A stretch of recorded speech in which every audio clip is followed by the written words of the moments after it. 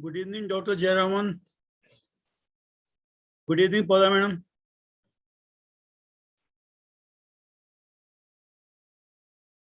Good evening, Dr. Garg. I'm Good here. evening, sir. Good evening. How are you?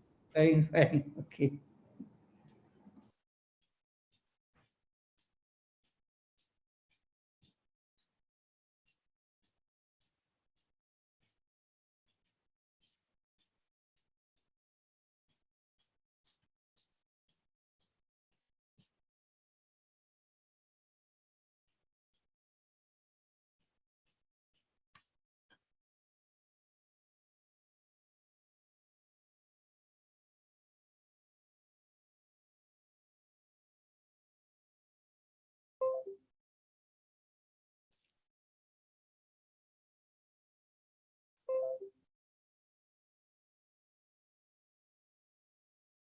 Paula Madam, good evening.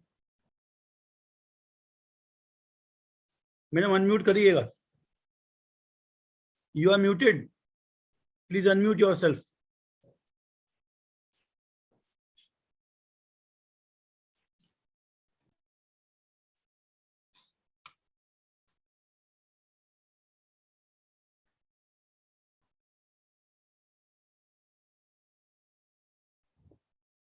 Good evening, sir.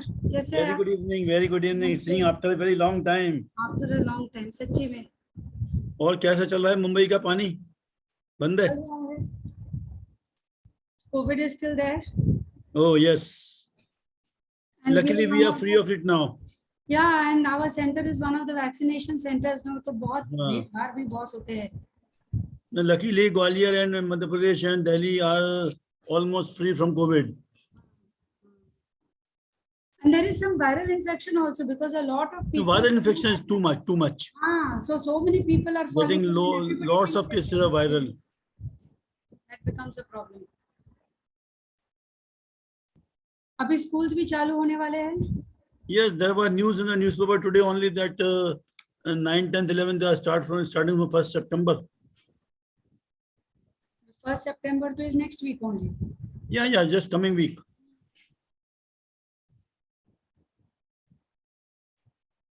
So how we are going to implement all these in the schools now? Actually, this program is run over the various stages. We have completed the zonal TOTs, and after that we are doing now the state TOTs. This is second in the Kerala. We had tomorrow is of MP. Another is going on in the Andhra today. So there are different TOTs and this workshops and states. Now after completing all the states, we'll proceed for the districts and for all the pediatricians, and then it will be rolled over to the parents and teachers and adolescents. So this is the program. So schools में चालू करने के लिए now we still have time. Yeah, we have sufficient time. Let us first finish for the pediatricians, then we'll go for the teachers, parents, and students.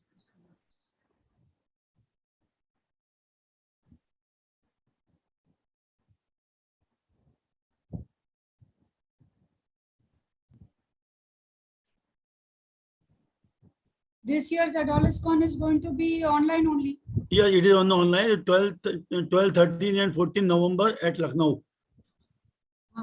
But Pyali Bhattacharya is organizing. where is the link to register?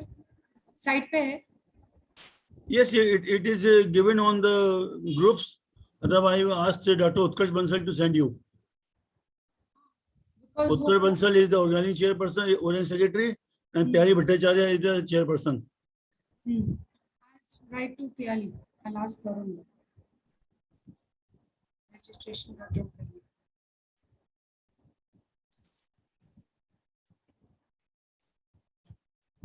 12th will be workshop and 13, 14 will be conference.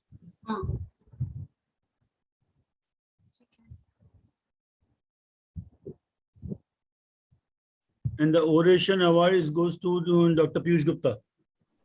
So, to have MK Sneh oration.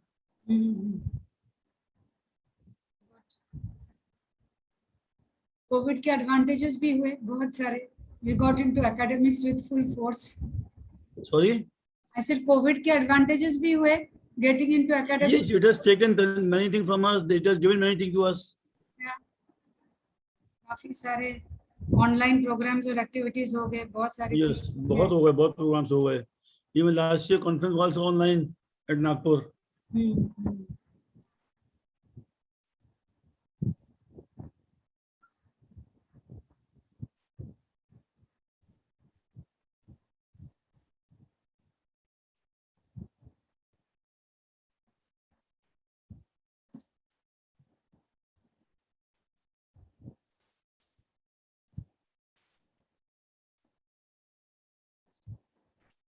Beena madam, good evening.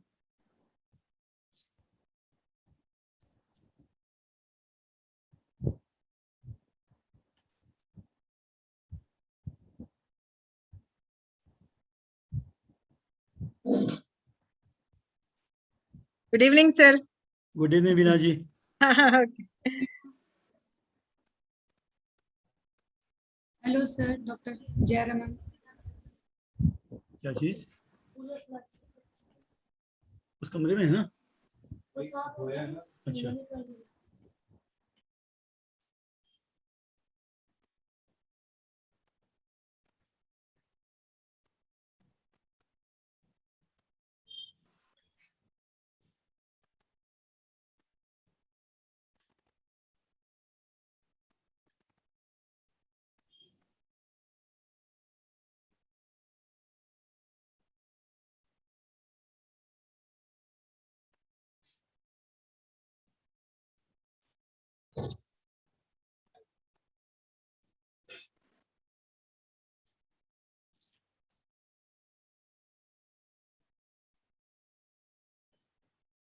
Sir, what is the theme of the AdolesCon 2021?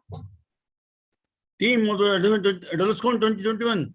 Ah, The organizing chairperson is Dr. Pyari Bhattacharya. okay. We are going to organize at Lucknow. And Ah. organizing secretary Dr. Utkarsh Bansal. Okay. It on 12, 13 and 14 November. Okay, sir.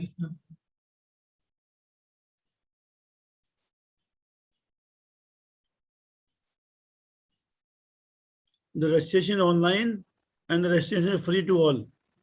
Okay.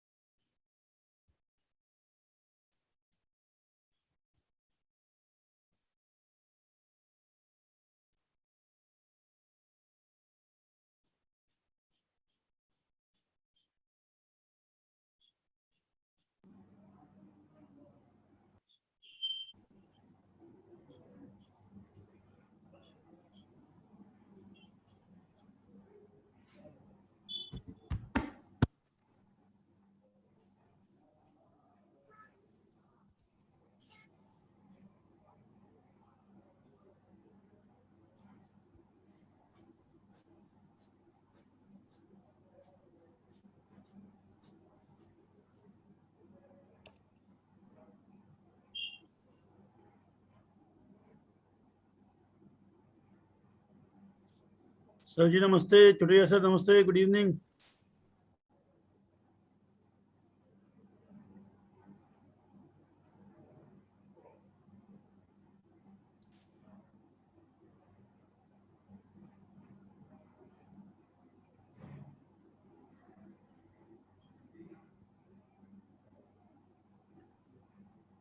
Good evening, sir.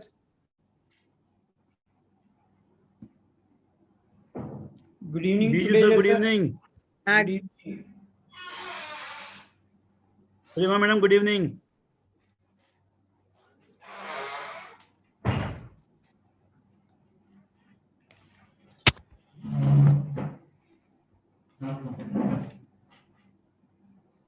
Sorry.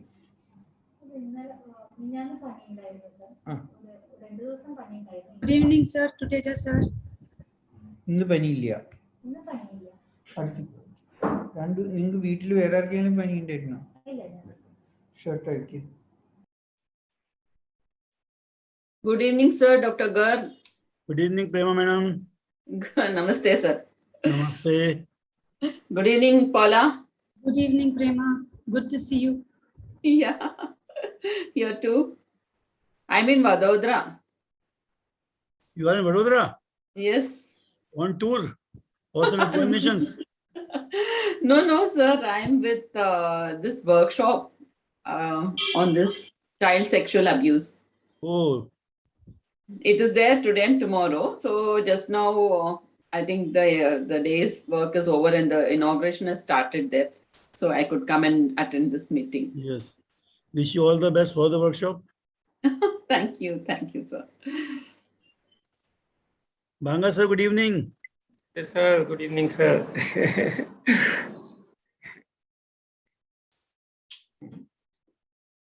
Good evening, sir.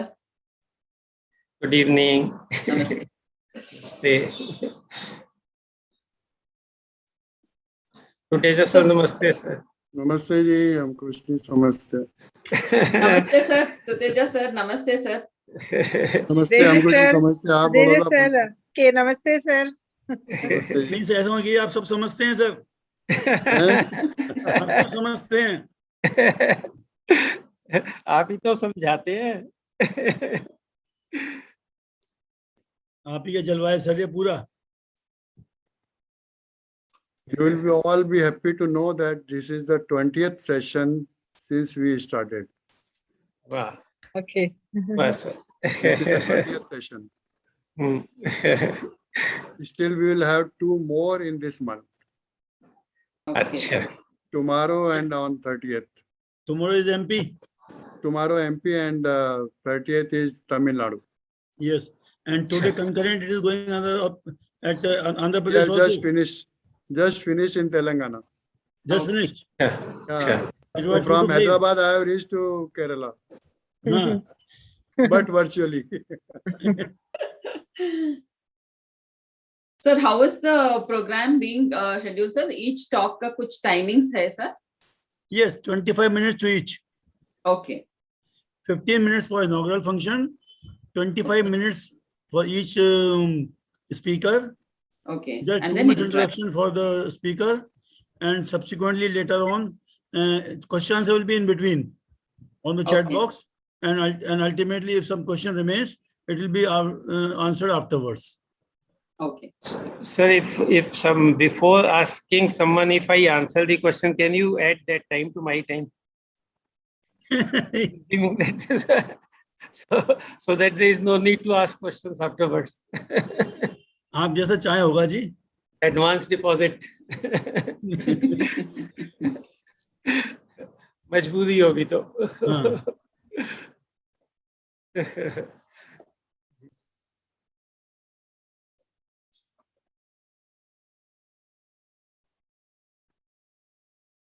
It is 5 o'clock, sir. Should we start, sir? Or let the people join? Just 2 minutes more. asked Dr. Jayaraman sir, who is left from Kerala. Dr. Newton Lees अभी आने वाले हैं शायद. Newton is not here. Dr. Newton to join. There are 3 speakers present: Dr. Banga, Dr. Prema, and Dr. Jayaraman. Dr. Lewis is there to come. And in the chairperson, Dr. Beena is here, Dr. Paula is here, Dr. Chako is here, and another one is Dr. Venkatesh. He has to arrive.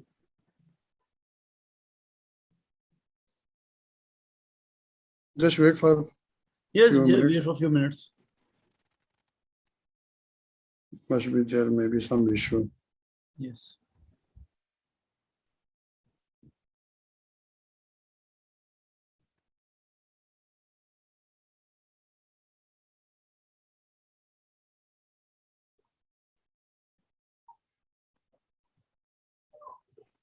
Doctors, please start the session.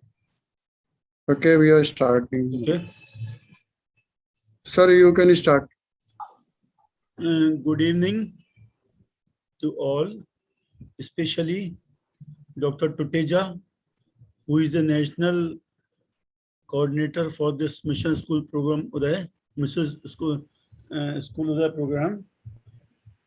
Welcome to speakers of today, Dr. Banga, Dr. T.P. Jayaraman, Dr. R. Prema, and Dr. Newton Lewis.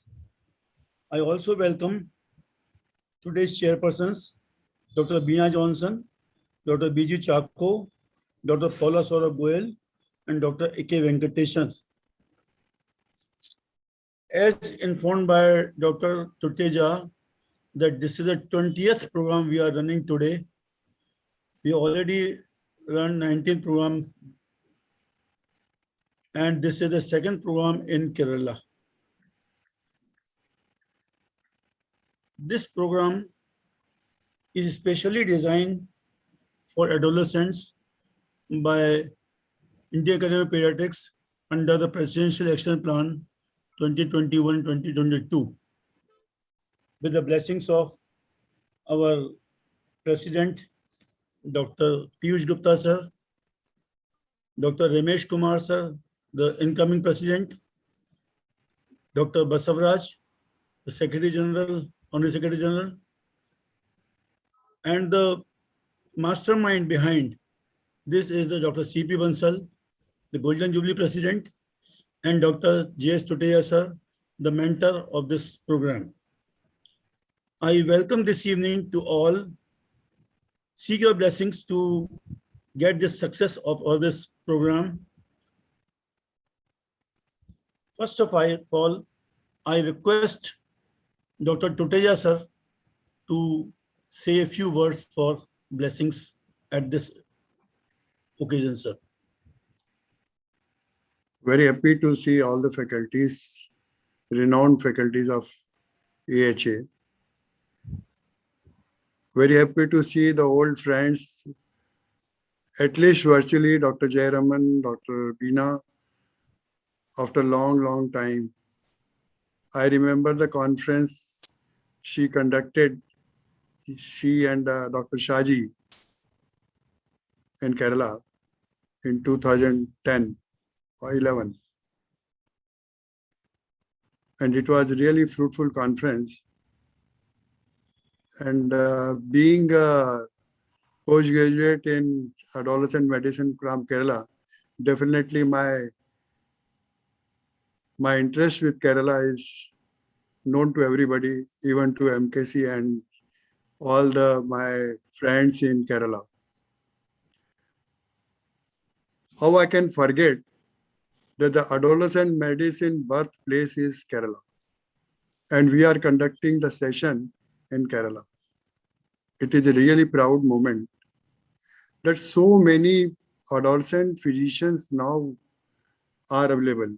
In the last session, 19th session, just few minutes ago, we were 5 postgraduate students of MKC were on the virtual dais. So the work done by MKC sir in India is giving the fruits now, so that the pediatric department will be converted into not only department of pediatrics, but it will be Department of Pediatrics and Adolescent Medicine. The dream which he saw 20 years ago with Sachi Kamath has come true now. It's a great moment. And we are with the schools. Definitely we are going to the schools once the schools are open. In Karnataka and MP, the schools are opening from 1st of September with all the precautions. Definitely we will be invited in the schools, and our material for PPT is already ready. And Tamil Nadu has started going to the school last week, and we have shared the PPTs for the same. I hope all the delegates who are attending will be benefited with this such a beautiful program made by AHA faculties who have served, who have devoted their time day and night to prepare these fantastic slides. In a small group of slides, we are giving a lot of messages to our colleagues so that when they go to the school, definitely they can deliberate, they can deliver the very good material to the student, parents, and teacher. Thank you so much. Thank you, sir. Now I invite Dr. T.P. Jayaraman, who is the President IAP Kerala and had been the CIAP EB member for 3 sessions, 2013, 14, and 18. And he had been faculty to MKU and Mission School Uday both. He organized a NGO at Chandahi working at adolescent suicides. So I request a few words of blessings from Dr. T.P. Jayaraman, sir. Welcome, sir. Respected Dr. Tureja sir, Dr. Garg, other faculties, Dr. Banga, Dr. Bina Johnson, Dr. Prema, Dr. Polo, and all other dignitaries on the platform. Actually, this is one of the best programs IAP has ever organized with a lot of community involvement. And I'm fortunate to be part of this program. That's what I feel about this. I had attended the original Mission Kishore Uday when it originated in 2013 Calcutta, and that was the time when I was really sensitized to the issue of adolescent suicides, and I'm very happy in that following that I could do my contribution in the field of adolescent suicides through a NGO. And I'm very happy to be part of this program, Mission School Uday, and I wish the very best for the program, today's program, as well as for the module. Thank you again for this opportunity. Thank you, Jayaraman, sir. Now I request Dr. Bina Johnson. She is a senior consultant in the Child Guidance Baby Memorial Hospital, Kozhikode. She is the state president, Adolescent Academy Kerala in 2010. She is very important for us because she has received the Professor M.K. Sinha Audition Award of AHA Kerala in 2015. And she had been in National Conference of Organizing Secretary. She was Organizing Secretary of National Conference of Adolescent Health Academy in 2011. And she had been in many posts like State Convener of Adolescent Friendly Health Services. She is the State Chairperson of Life Skill Development Program. She is the State Chairperson for Autism Awareness Program. And she is the State Coordinator for the Parenting Program of IAP in Kerala. I welcome Dr. Bina Johnson to say a few words of blessings. Please unmute, madam. Madam, please unmute. Bina, madam, please unmute. So good evening to all. Respected dignitaries of Indian Academy of Pediatrics and AHA of IAP, and my dear friends, I am indeed happy and honored to be here as one of the chairpersons of the great program of Mission School Uday. And I was interested in interacting with adolescents right from about 20 years back. I started my programs through local schools of Kozhikode in Kerala. And I had the opportunity to conduct lots of adolescent programs in, I think, more than 200 schools in Kerala have conducted programs. And I really enjoy the program. When we are with adolescents, I think we get that energy of adolescence. That's what I feel when we talk with adolescents and interact with the adolescents.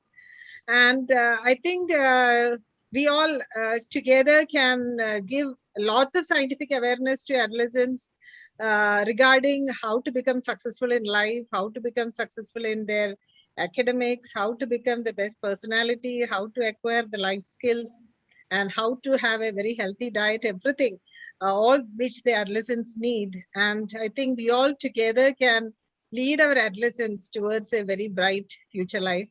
And I'm ready to offer my any contribution, any AHA needs, I am ready to give. So, and I think our program is going to be really successful with the help of all the great esteemed dignitaries of IAP and AHA. And I wish this program a great success. Thank you very much, madam. We are really obliged to listen the words of blessings from your end. Now I request Dr. R. Prema. She is the professor and additional head of department, the Department of Pediatrics, Raj Rajeshwari Medical College, Bangalore. She had been the member secretary of Institutional Ethics Committee. Special interests are adolescent and endocrinology. She also had various posts, like she is the chairperson of BAHA in 2019. She was the vice president of IAP BPS in 2018. And she is joint secretary IAP BPS in 2017. And she had been also the treasurer of BAHA in 2016. She also been the EB member in Karnataka ID chapter in 2016. And she also been the secretary AHA Bangalore branch, BAHA 2013 to 15. And EB member IAP BPS 2011-12 and 12-13. I request Dr. Prema to say a few words of blessings. Good evening, everybody. And at the outset, I would say that this as pediatrician, and we have taken up an extra role of handling and treating and guiding the adolescents, which was an actually no man's land. And with the grace and blessings of my guru, Dr. MKC Nair in this field, and also constant support and encouragement by none other than our own Dr. Tuteja sir and Dr. CP Bansal sir. I am here just coming up in this field, and I'm sure, like as Dr. Beena and others have told, like we will really be bringing these children. It's almost like a second birth. Like we are going to resuscitate them, because at birth we need neonatal resuscitation so that they don't become hypoxic and they don't develop certain problems for lifelong. And I think this is the second stage where it is a boosting effect when we do this adolescent programs, so that we just have to give them the right guidance and their life goes on in a normal direction. So I think Dr. Garg will definitely agree, and he is being supportive to all our programs this year, and he has taken the leadership. And all the other others in my AHA family, I really thank all of them to have given me this support. And also the IAP, Dr. Piyush Gupta and Dr. Basavraj, and the Kerala IAPians, Dr. Jayaraman and others. So thank you so much for inviting me as a faculty for this program. Thank you, sir. Thank you very much, Prema Madam. We are always there for you and all the AHANs 24/7. And I really wish that our family should grow more and more. We are already 2,460 members of AHA. Okay, and we targeted to 3,000 very soon. So I appeal all of you to increase the family of the AHA. Yes. Definitely, sir. So now I request my younger brother, Dr. Ashok Banga, who is presently the National Treasurer of AHA. And he had been the author, or so the chief editor of Adolescent Academy. and he had been many times president of Gwalior branch, and he is very active in all these fields. He is a very good orator. He is a very good writer. He is a very good poet. And to this module also, he has a very good contribution in Mission School Uday, particularly in Jungs. So I request Dr. Banga to say a few words. Thank you very much for such a generous introduction. I'm a grassroots worker. Wherever you post me, I'll keep doing my work, whatever I can do. And I'm happy to be the part of this module and will be presenting the part of Jungs here. So my best wishes to this program, my best wishes to all the presenters today. And you can just order me whenever anything is to be done for AHA or IAP. I'll always be there. Thank you, sir. Thank you, Dr. Banga. Sorry, start the session. After completing this program of inaugural session, we would like to stop here, and we now start with the sessions. The first session is on Jungs. The today's speaker for this is Ashok Banga. The chairperson for this session is Dr. Beena Johnson. I already introduced her. I request Dr. Beena Johnson to please take over, madam, and to start the deliberations. Okay, good evening to all. I thank the Central IAP for giving me this opportunity to be the chairperson of this important academic session. And we know that the first talk is on Jungs, the slow motion disaster. This is a very important topic. And we know that 2016 to 2025 is the United Nations action, that is United Nations Decade of Action on Nutrition.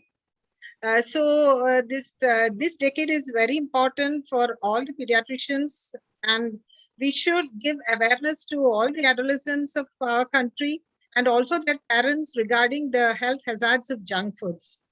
And to speak about this very important topic, we have an eminent speaker from Gwalior and Dr. Ashok Banga, the consultant pediatrician at Chirayu and Asta Hospital, Gwalior, author of 4 pediatric books, has chapters in different books of pediatrics, mainly on adolescent immunization, the most viewed writer on immunization and infectious diseases on Quora, presently the National Treasurer of Adolescent Health Academy, and has worked as the National Coordinator of IEP Publication House, National Publication House, and was the President of IEP Gwalior for 2 terms, and was also the Vice President of IMA Gwalior.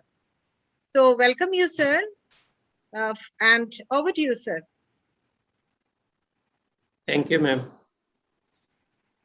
Respected Tuteja sir, respected Garg sir, and my respected chairman, madam, and dear friends from Kerala. May I present my slides? Yes, please. Yes.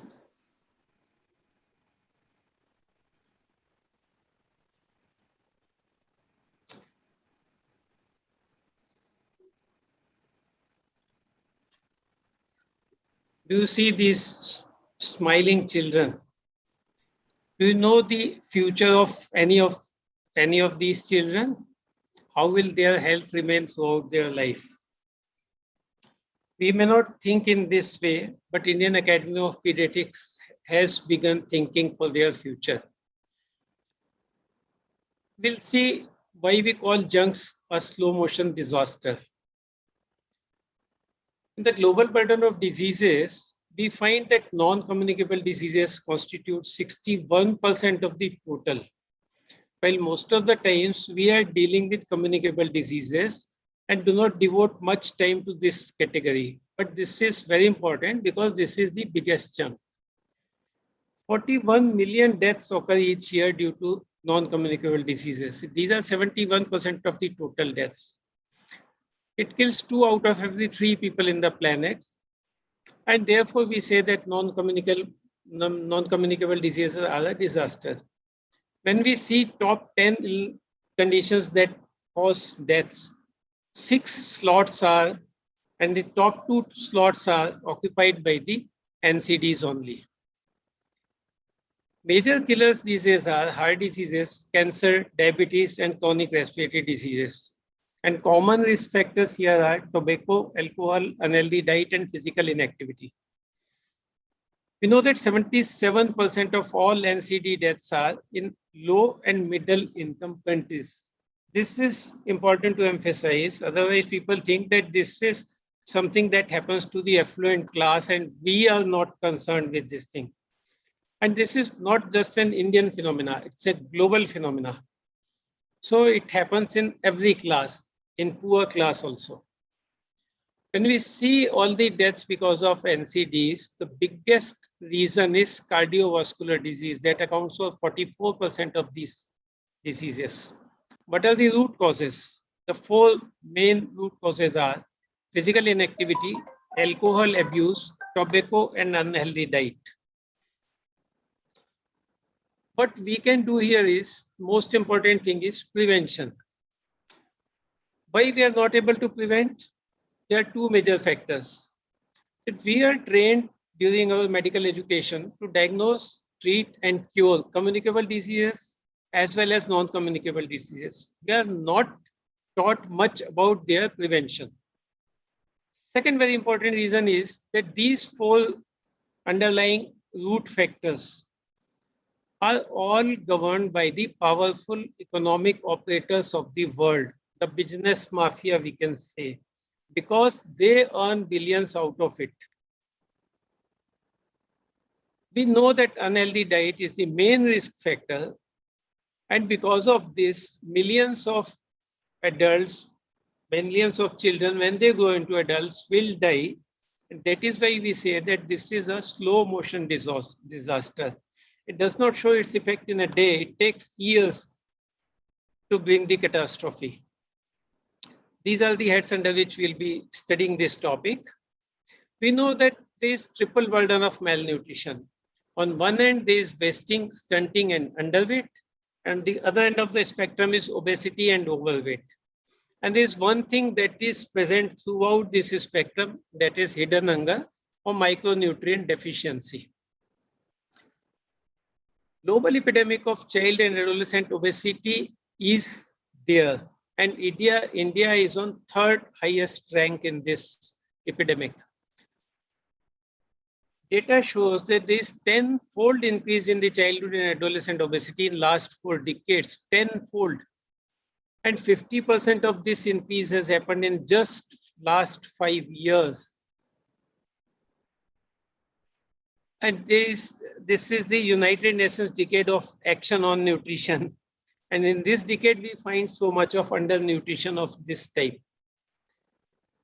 When we talk about different goals to be achieved in Sustainable Development Goal, we find that nutrition is a vital precondition for achieving all these goals.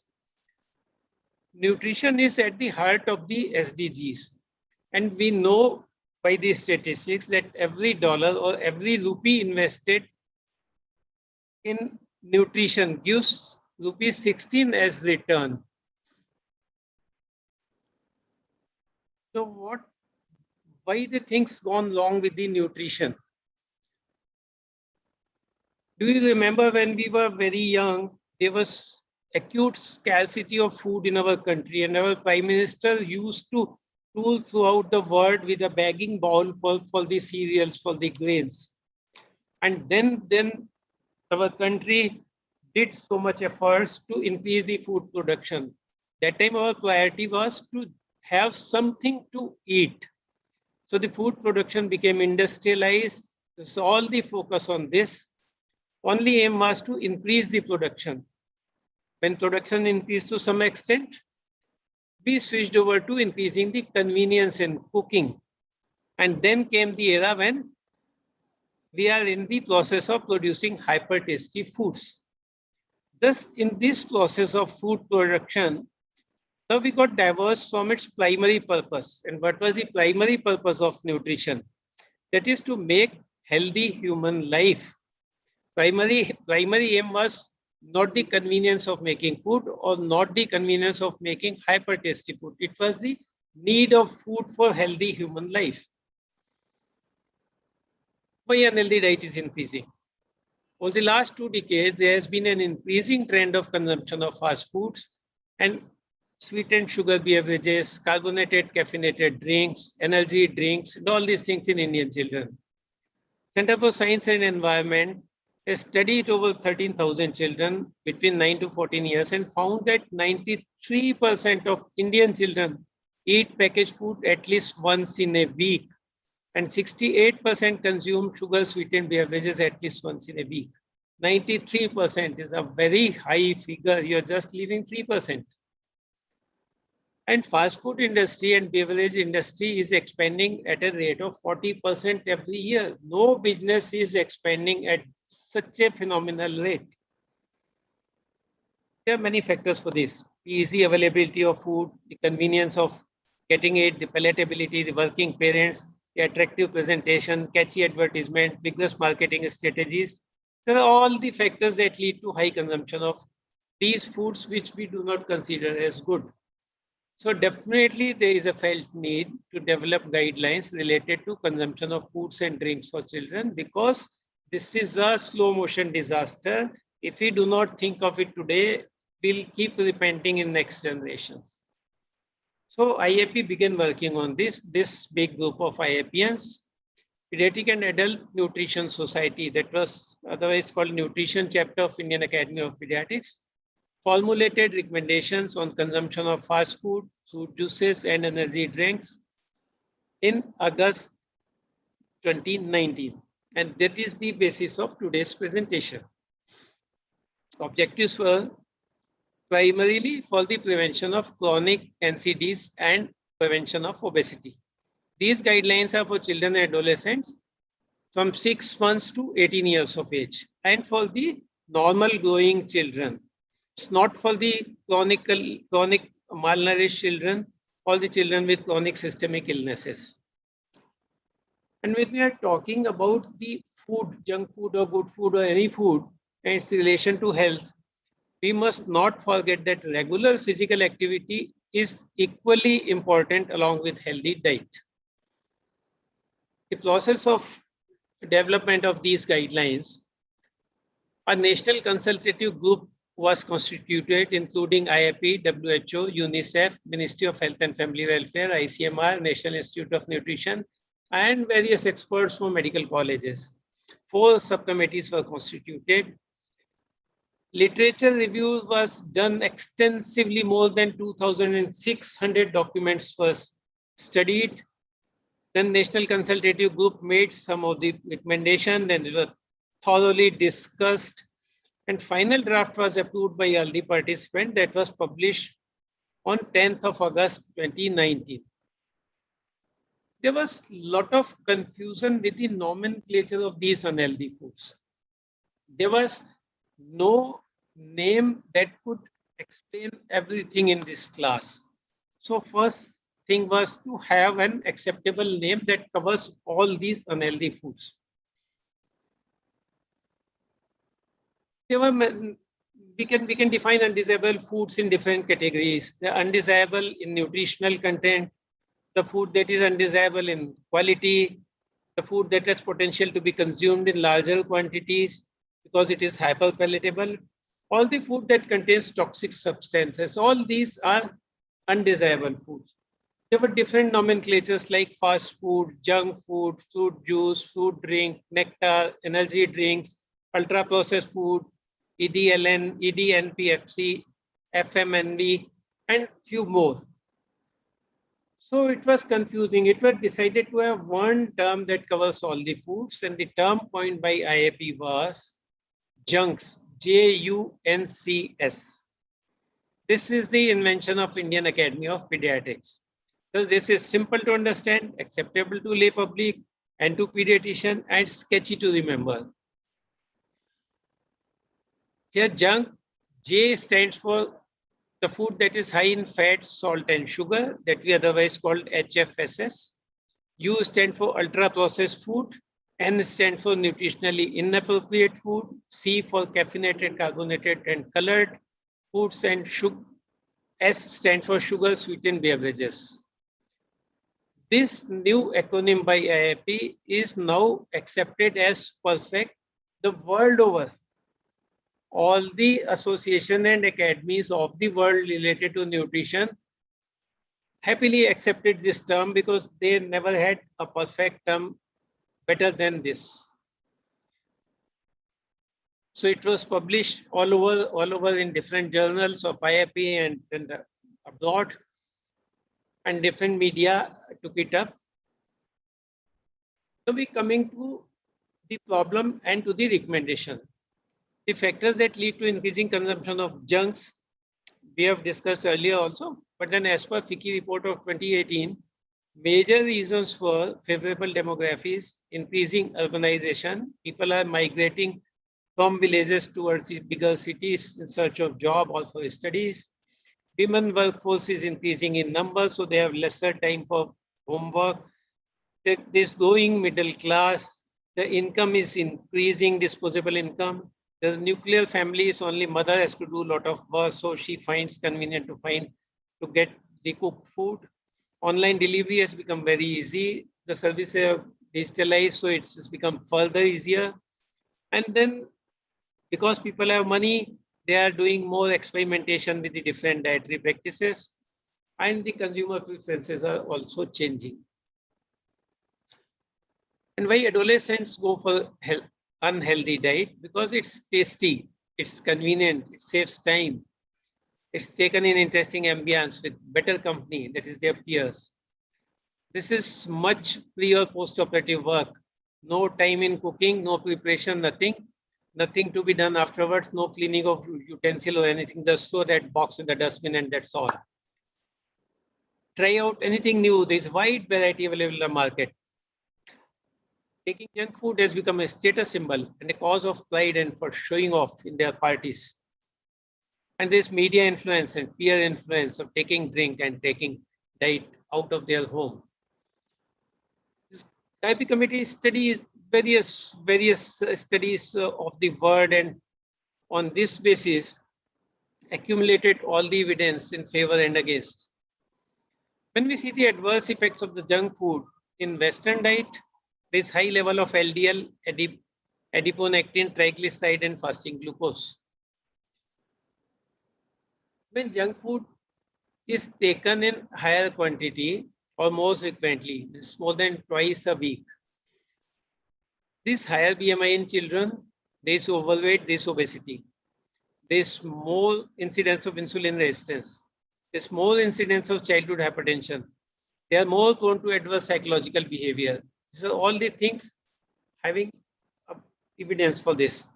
This is level of evidence for various studies we'll see. Adverse effects of caffeinated and carbonated energy drinks.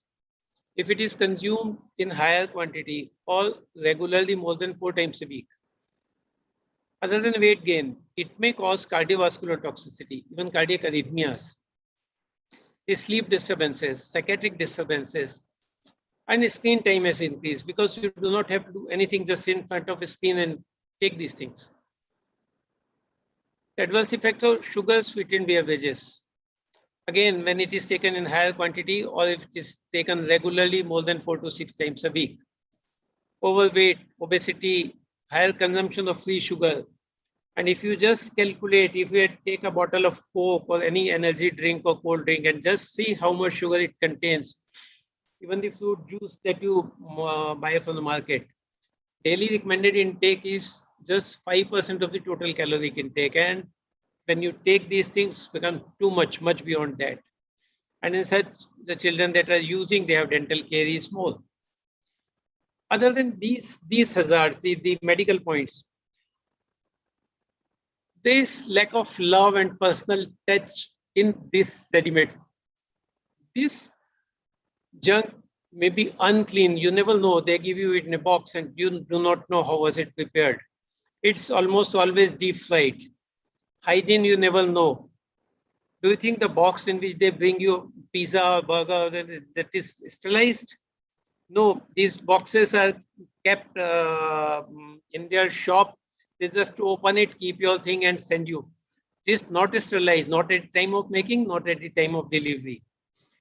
Adulteration, we never know because such a taste that we do not detect anything in that. And these things are not time tested. Another very important thing is they are very high cost. We hardly realize this thing. Children at least do not realize. If you just calculate the cost of any of these things, this is 52 grams costing 20 rupees. If you calculate it goes more than 400 rupees a kg. When potato costs not more than 10 to 15 rupees a kg. And the chips made of this thing is 400 rupees, 20 times of that. You can save that money if you can make these things at home. Coming to the IIP practice guidelines for children, for parents, and for pediatricians. There are general recommendations.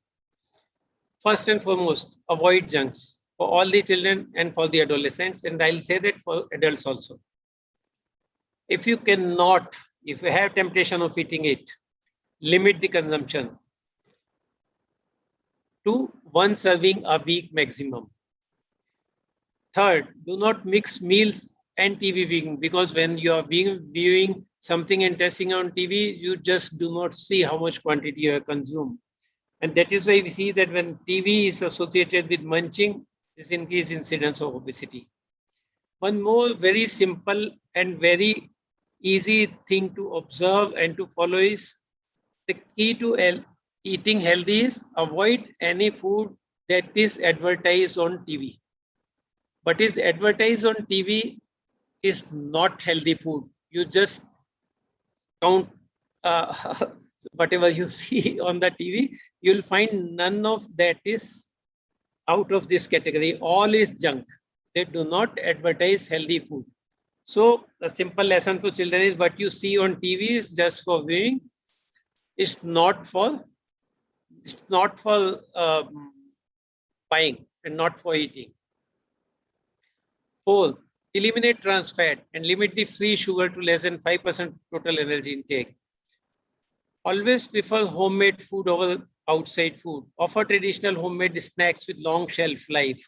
Lunch boxes should be made with healthy food at home, not with junk food. And no junk food as reward or gift to any child. Guidelines about the fruit juices or fruit drinks or SSPs. Always prefer whole fruit over the fruit juice. You can simply say to the parents that when you buy the fruits that are very costly these days, and you throw 75% of it, and it contains the major part of fiber and vitamins, and you are giving just the juice at 25% of it. It does not contain much. So give them whole fruit rather than giving the juice. Second, during illness, I do not know in every part of India, this is a tradition that people give more of fruit juice to a sick person. This is not a good practice. This is not a scientific practice. Do not recommend fruit juice or fruit drinks or SSPs in children less than 2 years.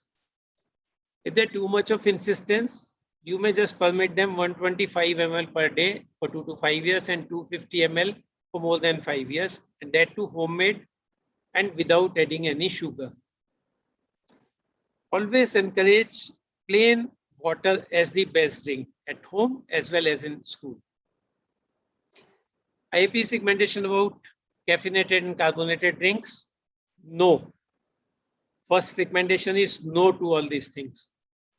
At least no below 5 years.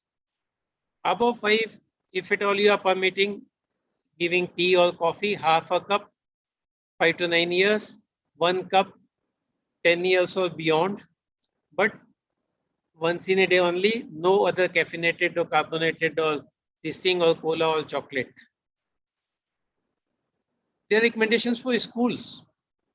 Schools must ban on the sale of junk food in school canteens and the vicinity, 200 meters outside the school.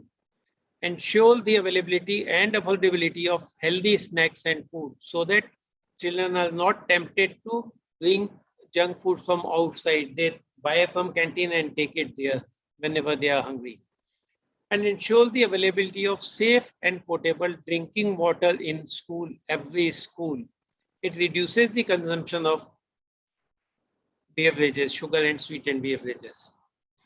There are guidelines for labeling of food products. IAP supports and advocates the traffic light coding of all the packaged food. And IAP recommends that labeling of nutritional content should always be there on all the packaged foods so that children and their parents can read what does it contain. IAP supports writing on the packages whether it is suitable for children and adolescents or it is not suitable for children and adolescents. If it is written not suitable, most probably children will not take it. These are to be followed for all the packaged foods and ultra processed food, especially in school canteens, otherwise also. This type of news must be displayed on the school notice board and in the class and in the media. That pizza खाया तो 4 घंटे पैदल चलना पड़ेगा, chocolate खाई तो 22 minute दौड़ेंगे. So that they understand that the calories that consumed within 5 minutes will take 4 hours to be utilized if they are walking. If they are not walking, that will accumulate in their tummy as fat. And British government has tried following these recommendations. You can just see this chart, how much calories which food item contains. This is traffic light coding. The simple concept is, on the traffic signal, if you see red signal, stop. And this orange signal, you cautiously move. It is green, you can freely move ahead. Same with the food items. If it is this type of labeling is there, if you see something with red label in the supermarket or in the school canteen, you'll stop and think whether I should take it or not, and better not.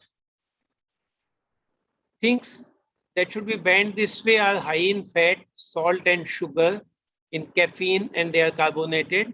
They are fried, packaged foods, chocolates, potato fries, and all these things. The things that can be labeled orange, which should be selected carefully, are small portion size and reduce, that can be taken with reduced frequency. The baked vegetables, the snacks with ice creams, low-fat ice cream, milk-based ice, and dairy desserts. And the food items in green categories should always be on their menu. It includes vegetable, legumes, fruits, whole cereals, whole grain cereals that are high in fiber, lean meat, egg, fish, etc. So this coding will simply alert the children and consumers that this is good and this is not. Then IAP has developed certain guidelines for advertisements also. We know that advertisements have a strong impact on the food choices, and this is definitely associated with increased obesity.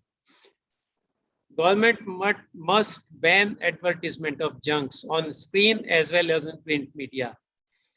Advertisement that ridicule healthy foods need to be legally banned. No one can ridicule healthy foods anywhere in the media. And you know all these celebrities earning millions of rupees giving these type of advertisements. When they know by their heart that these things are not good, we must make these people realize government must ban these ads. And why do these people do such advertisements? Because they get money out of it. If we can pay them money for advertising good things, they can advertise for vegetables, they can advertise the fruits, they can advertise the plain water. You just have to pay them money. IAP recommends on the ban of advertisement. There are guidelines for marketing. Government must promote tax discounts on healthy foods and beverages and stop discounts on larger portion and on multiple purchases, एक के ऊपर एक free, एक के साथ दो free, this type of advertisement. Discount should not be given. Consider differential GST. Healthy food must have less GST, unhealthy food must have higher GST. And British government is moving in this direction first time in the world. Finally, ensure the availability of healthy food at markets restaurants, in canteens and everywhere. If you go to market, if you go to a movie, and if you want to take a healthy food, you'll not find any food in the market. So you have no option but to take unhealthy food. So to make healthy food available everywhere. And then curb the round the clock availability. You cannot order vegetables in middle of the night. You cannot order fruits, but you can order pizza or burger. We have found that school-based interventions are more effective than home-based intervention. School, we must promote healthy diet, highlight the harmful effect of unhealthy diet, must organize poster competition, essay, debate, and all these, so that children get educated what is right and what is wrong. And then parents should follow healthy eating and act as role models. As such, parents are role model for children. So if they become role model for their dietary habits also, so again, something that is a teaching for life. Then we must not forget that exercise is also very important. If you are going for weight loss, simple diet control will not be effective. You need to do some exercise with that. For weight loss, when 80% is diet, 20% importance is for exercise also. So IIP recommendations are to ensure the wide promotion and dissemination of these guidelines to all. Advocate government agencies for front of the pack traffic light labeling, advocate including these guidelines in school curriculum, avoid sponsorship from makers of junks. And the last important point, that we also eat junk in our conferences. Our conferences, our gatherings, our parties also start avoiding junks. You must have gone through IIP guidelines, healthy eating and junk food. This is a guideline by the team of Dr. Nidhi Bedi. You must have gone through, or otherwise please go through these important guidelines. And second guidelines that is soon to be published. This is chapter 43. This is my team that has drafted these guidelines for nutrition of a school-going child and 5 to 12 years. An important point from these guidelines that I wanted to highlight is that so far we have been talking that do not take this, do not take that, but we are not talking about what to take. So here are some of the hints. You probably know all this. Just to remind, there are many healthy food items, snacks, dessert, and many things in our Indian diet of every state. And we can choose any one of these. Make your child learn to choose snacks from the healthy food groups. These can be things like chane, murmure, mungfali, chickpeas, sprouts, nuts, cheese, curd, yogurt, fresh fruits, vegetables, idli, upma, dokla, appe, pancake, poha, and idli, and so many things. So we can use any of these things as snacks. These are all healthy food. The same ingenuity may go with the desserts at the end of a meal. Sliced fruits, fruit custard, kheer, gajar ka halwa, shrikhand, yogurt, and homemade banana bread, nuts, honey, papa doi, and many options. You ask any mother and grandmother, they'll give you a list of 10 at least. High calorie sweet stuff like cake and chocolate, or sweets that keep lying in our refrigerator, must be reserved for a special occasion like birthdays, should not be consumed every day. And ensure a healthy breakfast. This is everyone's right, and this is every parent's duty to give healthy breakfast to their children. If there's lack of time, school bus jaldi jati hai, they do not have time to cook. Keep it ready last night, or make portable food items. There are many portable food items they can consume in the bus, because it takes about half an hour in the bus. They are sitting there. Can give them peanut butter sandwich, or fruits, or roti roll, kathi roll, even drinkable tiffin. When you read those guidelines, you'll find the details. There are certain suggestions to the parents. Parents have to change their habits first. They have to set a standard. They have to be role model. Teach your child how to eat healthy. This is a lesson for their life. Make mealtime family time. And there should not be any screen exposure during mealtime, so that you can talk easily with them. Make healthy food fun. Taking healthy food should not be torture. अच्छा नहीं लगता, mummy अच्छा खाना नहीं बनाती, mummy सब्जी अच्छी नहीं बनाती. This should not be an everyday affair. Make the food tasty and make the food attractive. Every mother can do it. Make different shapes of salad. And the good thing is if you can grow some vegetables in your kitchen garden. So if children assist in growing those vegetables, they see the vegetables growing, they'll definitely eat it. Have healthy breakfast every day. If possible, cook it together. Ask the menu from your children. When you cook together, not only they learn cooking, they take interest in cooking and they take interest in eating what they have cooked. One more important point, do not keep junk food in your house. No cold drink in your refrigerator. If it is not available, first barrier is there. They'll not order most probably every time. So keep healthy food instead. Keep a bowl of fruits handy for a snack. And need not to say that we have to wash our hands and make sure that food is prepared and stored safely. That we all know. Coming to the end, to recapitulate what we have discussed, the key messages. If junks are a slow motion disaster, stay away. Outside food, not more than once a week. No sugar sweetened beverages less than 2 years. No caffeinated, carbonated energy drinks in children less than 5 years. Homemade food is always better than restaurant food. Inculcate better eating habits in children, and this habit will go with them for their life. Do not forget that entire food pyramid rests on the water bed. Therefore, have enough water in your diet because our body, the largest part of our body is water. So a largest part of our need is also water, plain water. And involve children in cooking right from early childhood. You know which child looks healthier, this girl or this boy. You know the answer. Remember that human body is aptly compared with the temple of God and calls for round-the-clock care. And the final word from WHO chief. And he says that global surge of obesity and diabetes is not due to a failure of an individual's willpower to resist fats and sweets or exercise more. Means an individual can at the most resist his hunger, his desire to take unhealthy foods.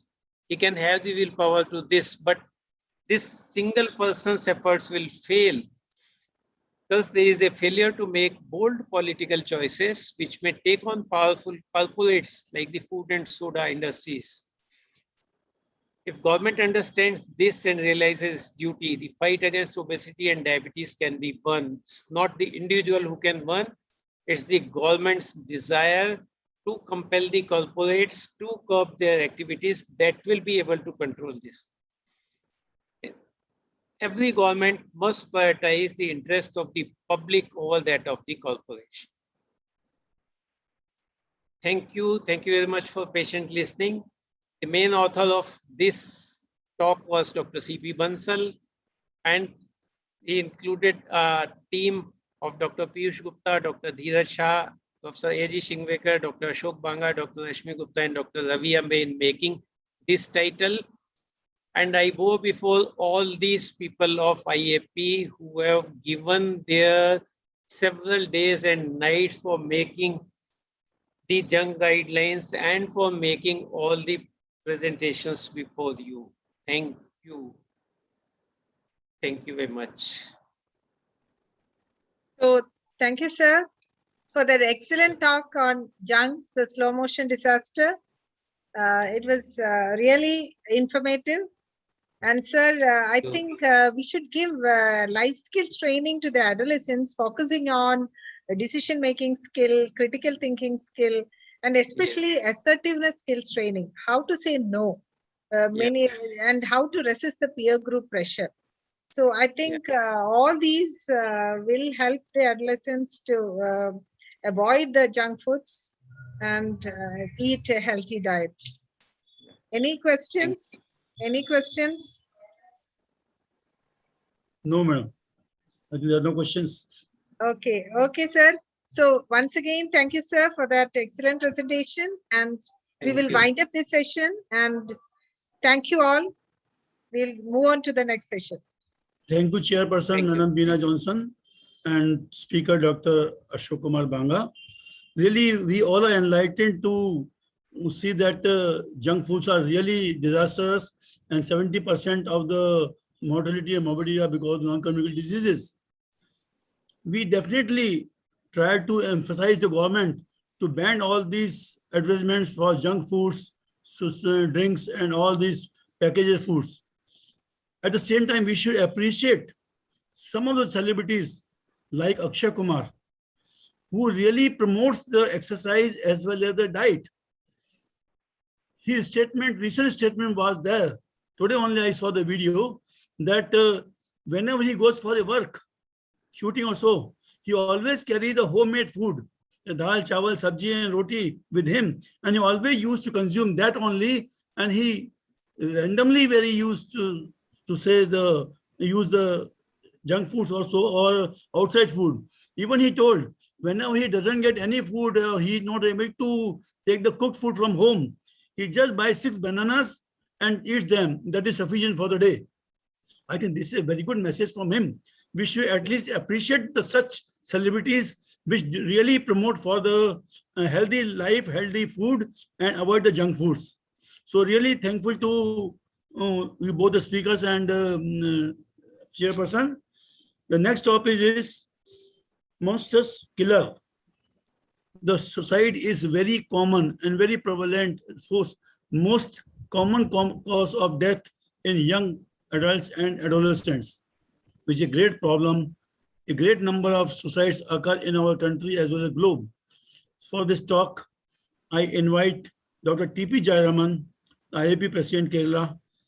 I've already introduced him for the deliberation. And to chair the session, I request and invite Dr. Biju Chako to please take over the session. Over to Dr. Chako. Thank you, sir. Thank you, sir. A good evening to all. Am I audible? Yes, very well. Oh, thanks, sir. First of all, let me thank the organizers of Mission Uday to give me a chance to chair this session, a very important session, the monstrous killers, suicide prevention. I think as sir rightly said, the adolescents of today are living in a world of multiple stresses.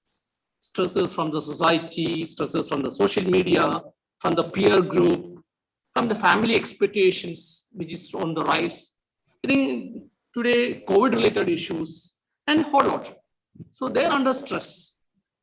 And more than that, they are the very sensitive, or very viable group. So both physically and mentally. As pediatricians, are we having any role in prevention of this social disease, so-called, as sir said, one of the very prevalent social evil, the suicide, which is very prevalent in adolescent age group. Are we doing enough, or should we do more? To talk on this, we have the apt speaker, Dr. Jayaraman sir. He is our president of IAP Kerala, our Kerala state president. He is working with WNC Hospital Palakkad, and he's working with the District Early Intervention Center Palakkad. He was a member of Central IAP 2013, 2014, and 2018. And he's organized an NGO. It's called the Chengadi. In Malayalam, it means friend. It is working towards the prevention of adolescent suicides. It's there since 2014. He has conducted so many social awareness programs on adolescent suicides at a community level. So he'll be knowing the pulse. So we have got the right person to talk on suicide prevention. Dr. Jayaraman sir, please take over, sir. Good evening. Can I share the slides? Yes, please.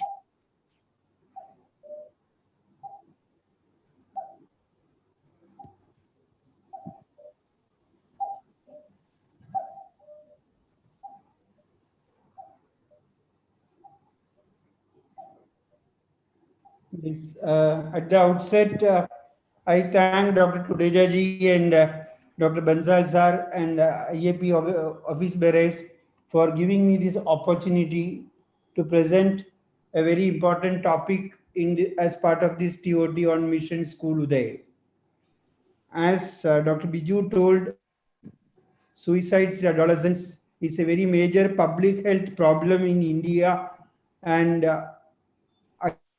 in India, certain states are more predominate in the rate of suicides in adolescents compared to the northern states. So in the next few minutes, I will be talking about adolescent suicides, mainly on epidemiology and statistical burden, warning signs of suicide, risk factors and protective factors in adolescent suicide, triggers as well as the cascade of the events which ends in a completed suicide, risk assessment for suicide and diagnosis of suicidal ideations and suicidal tendencies, a broad outline how to intervene, and what is the role of a pediatrician in prevention of adolescent suicides. Now, this is the statistics from India. It is the leading cause of adolescent mortality in India, with India is having the highest rate in Southeast Asia and the third in the world. Suicide is highest among 15 to 29 years. In this group itself, the highest rate is seen between 15 to 20 years. Every hour, one student commits suicide in India. Undetected or untreated mental health problems are one of the leading causes of suicide in adolescents. This is a very important thing. Undetected or untreated mental health problems is one of the leading causes of suicide in adolescents. And more than 50% of mental health problems have got an onset less than 14 years. I think you all will agree with me that those who are addicted to drugs or substance abuse, all these children have got, and the first tasted these addictive substance below the age of 15. 87% is the rate of shortage of mental health professionals in India. India is having a very high, very low count of mental health professionals, and they are not accessible to the children and adolescents in most of the situations. These are the main causes of adolescent mortality in India. The number first cause is self-harm. When you take females and males together, and in males, usually the road traffic accidents predominate a little compared to females, where the major cause is self-harm. And in males also, the second cause is self-harm. So the self-harm is the most important cause of adolescent mortality in India.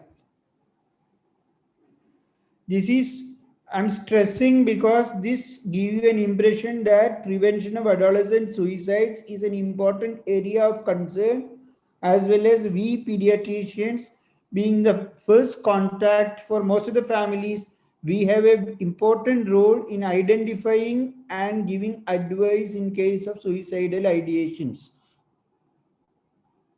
This is something about the developmental aspects of brain. As you all know the brain in a child has got a development pattern of posterior to anterior area, and the completeness of the myelination is complete by around 24 to 25 years of age. In adolescence, there is brain is well developed in the posterior part, and these children are lacking life skills, especially resilience, decision making, problem solving abilities, and logical thinking and reasoning. They are very poor in these aspects. At the same time, they are high on emotions. They have got the risk taking behavior, and it is the age of experimentation for young adults. So this is the there is an increased predisposition for risk-taking behaviors and also suicidal tendency among adolescents due to their neurobiology. What are the risk factors for in adolescents? Personal reasons are: one is presence of psychiatric disorder, as the first slide says.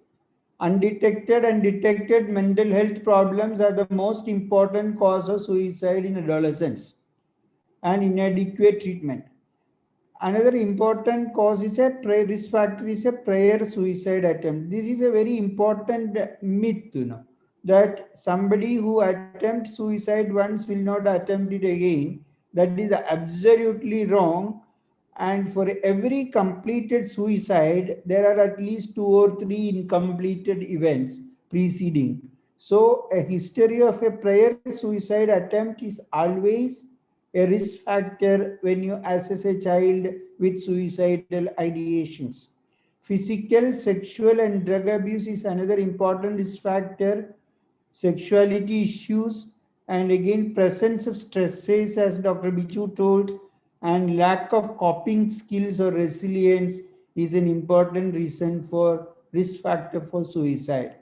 Familial causes like history of psychiatric disorder in the family, then again a family history of suicide is an important risk factor in suicides in adolescents.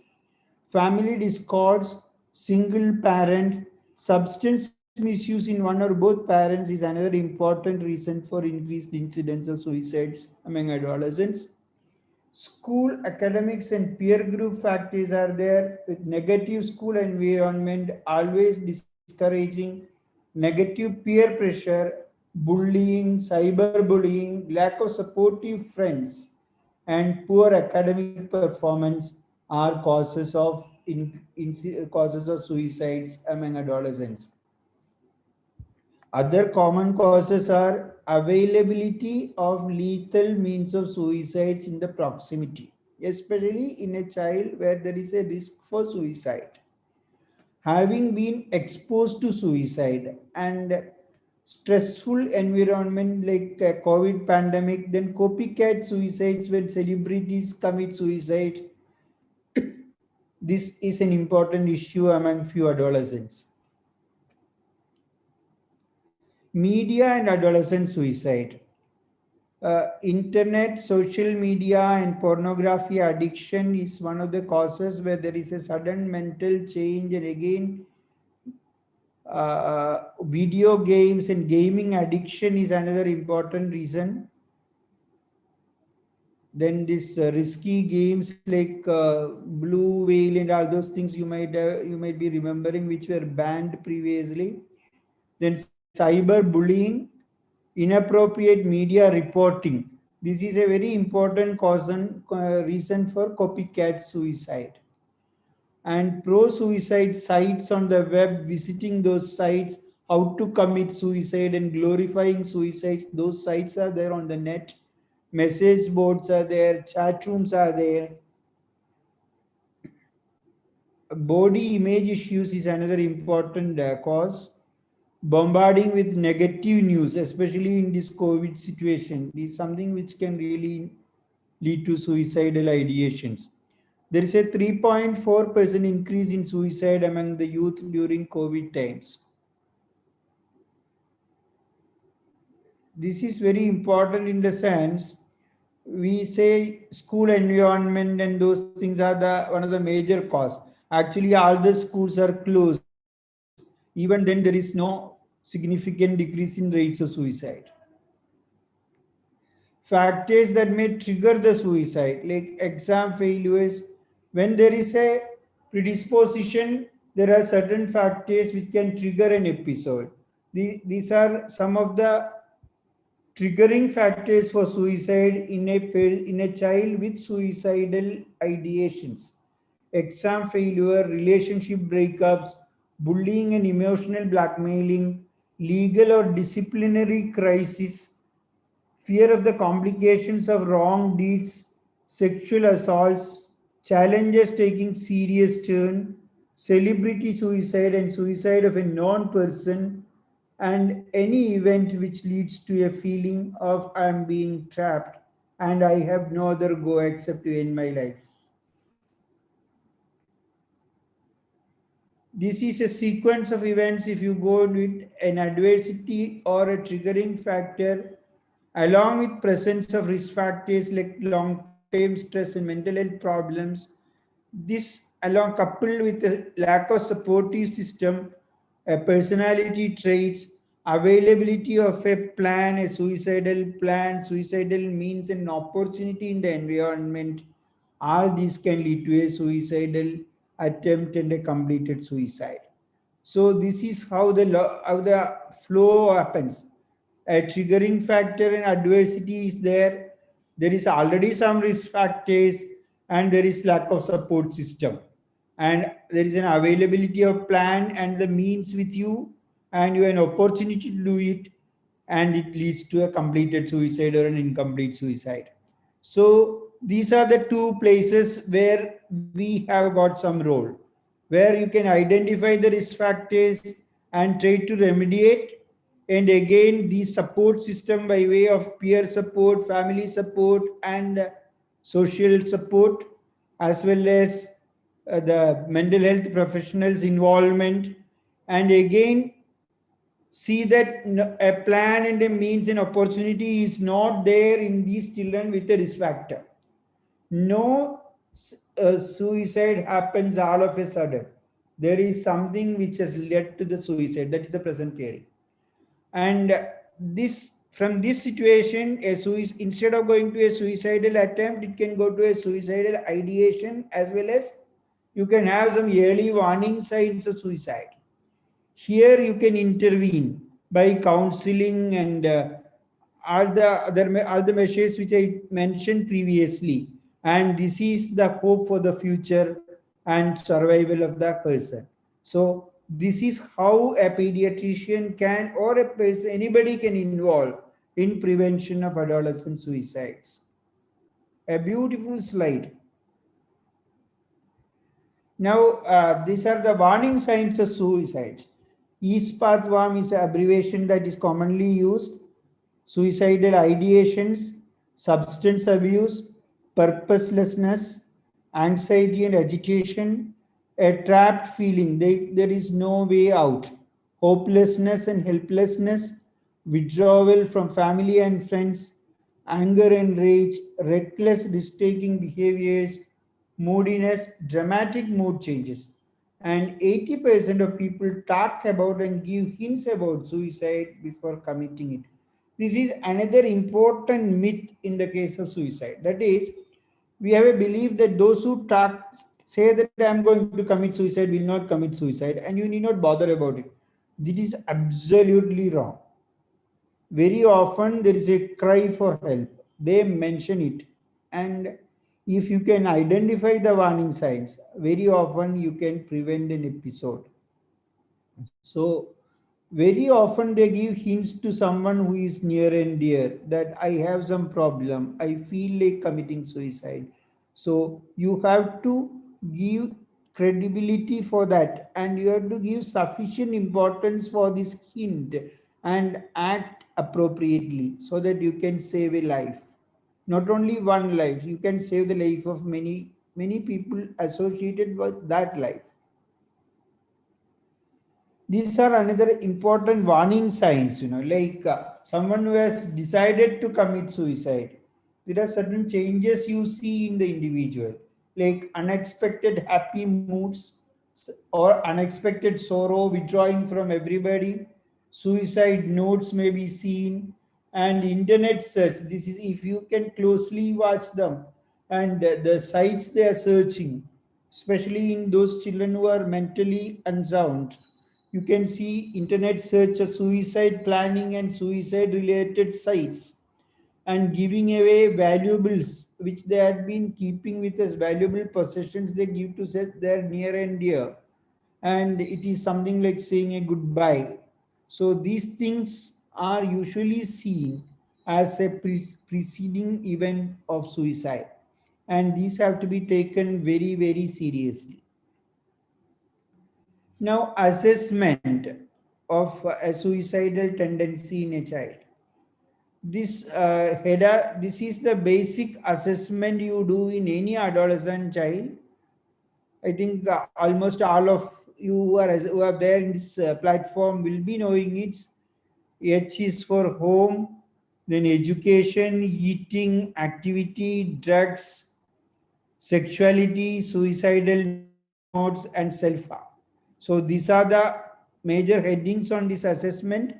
This will give you about an idea about the presence of risk factors, triggers, warning signs, and ideations and plans of an individual. And there are some screening tools which we use in counseling, adolescent counseling in suicide tendencies. That is, this is a ask for risk screening tool. This is a very important tool devised by American Academy of Pediatrics to find out a tendency for suicide and suicidal ideations where you can involve in time to prevent a suicidal event. Then there are screening tests for depression and anxiety, like the PHQ-2, that is Patient Health Questionnaire 2. A score of 3 or greater has good sensitivity and specificity for detecting major depression in adolescents. The main things which we go is a little interest or pleasure in doing things and feeling down, depressed or hopeless. This is a common questionnaire used to screen for depression. And substance use, there are various scales like SBIRT or CRAFT, which is beyond the scope of this presentation. This S2BI is the second stage after SBIRT. This is also one of the useful scales in office practice. Those who attended the previous MKU will be knowing this SBIRT and S2BI also. And for internet addiction, there is a Kimberley scale. This is the most accepted scale for internet addiction. And I think it is beyond the scope of this presentation to go in detail about this scale. It is available on the net. This ask for criteria is one. This forms the basis, the most important part of assessment of an adolescent for suicidal tendency. These are the questions you can definitely, you should go for this. You have to ask the critical question. That is, in the past few weeks, have you wished you were dead? In the past few weeks, have you felt that you or your family would be better off if you were dead? In the past week, have you been having thoughts about killing yourself? Have you ever tried to kill yourself? These 4 questions form the basis. And if yes, you have to get the suicidal plan he used and when. If the patient answers yes to any of the above 4 questions, you have to ask the 5th question. This is what the critical question in suicidal counseling. And are you having thoughts of killing yourself right now? Yes or no?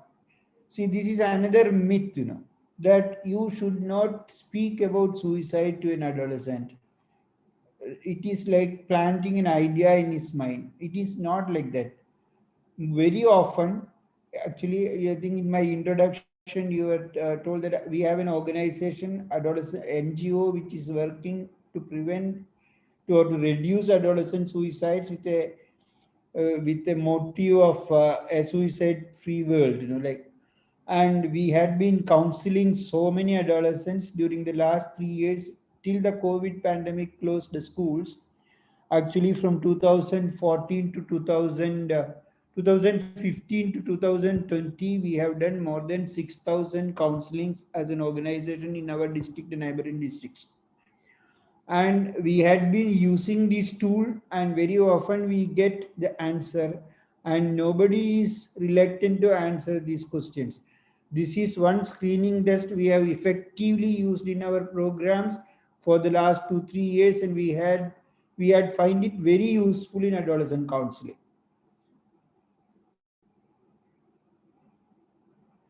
So if the answer to the question is 5 is, I will go to the high risk cases like underlying psychiatric disorder, previous suicide attempt, A family history of suicide, alcoholism, and psychiatric disorder.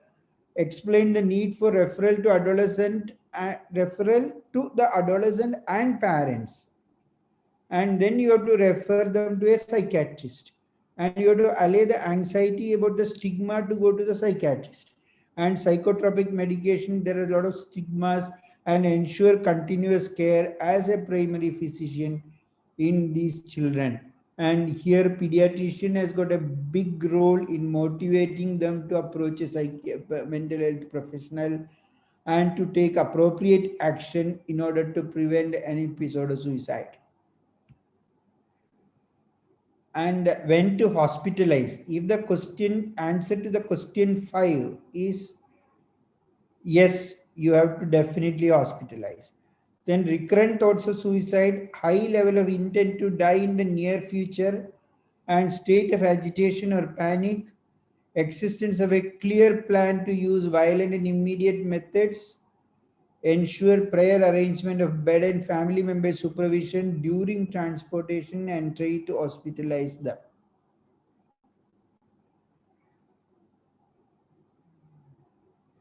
Here, like, existence of a clear plan to use violent and immediate methods. I'm reminded of a situation which our organization encountered in one of the higher secondary schools, when a girl was brought by her friends for counseling, and actually she had a rope in her bag.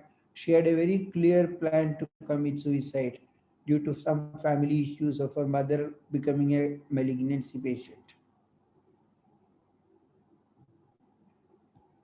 This is a case. A class 11 student, Shaiva, presented with disturbed sleep, irritability, loss of appetite for the 1 year.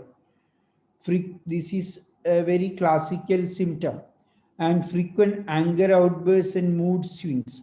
Not able to cope up with online classes, deteriorating grades in the last 3 units of the tuition class, failed in mathematics in the last weekly test. So there is some triggering, and refuses to attend online classes of school and tuition for the past 1 month. When frequently provoked by mother, she shouted, saying, I don't like to study. I feel like ending my life. Younger child of an educated parents and sibling is an NITian.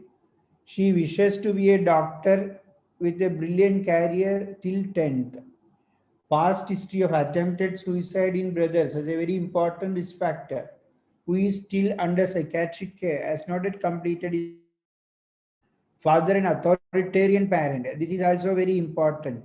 You might be knowing the different parenting styles, how different is an authoritative parent and an authoritarian parent. History of here the demand is high but facilitation is less. History of frequent arguments among parents. In psychosocial history, she confided she often feels this pandemic is never going to end and she will never be able to get classroom teaching to score well in exams. Occasional suicidal ideation present, and there is no specific plan. Her sexuality history is normal. So this girl is having lot of risk factors, right from some mental health problems. There is a family history of attempted suicide.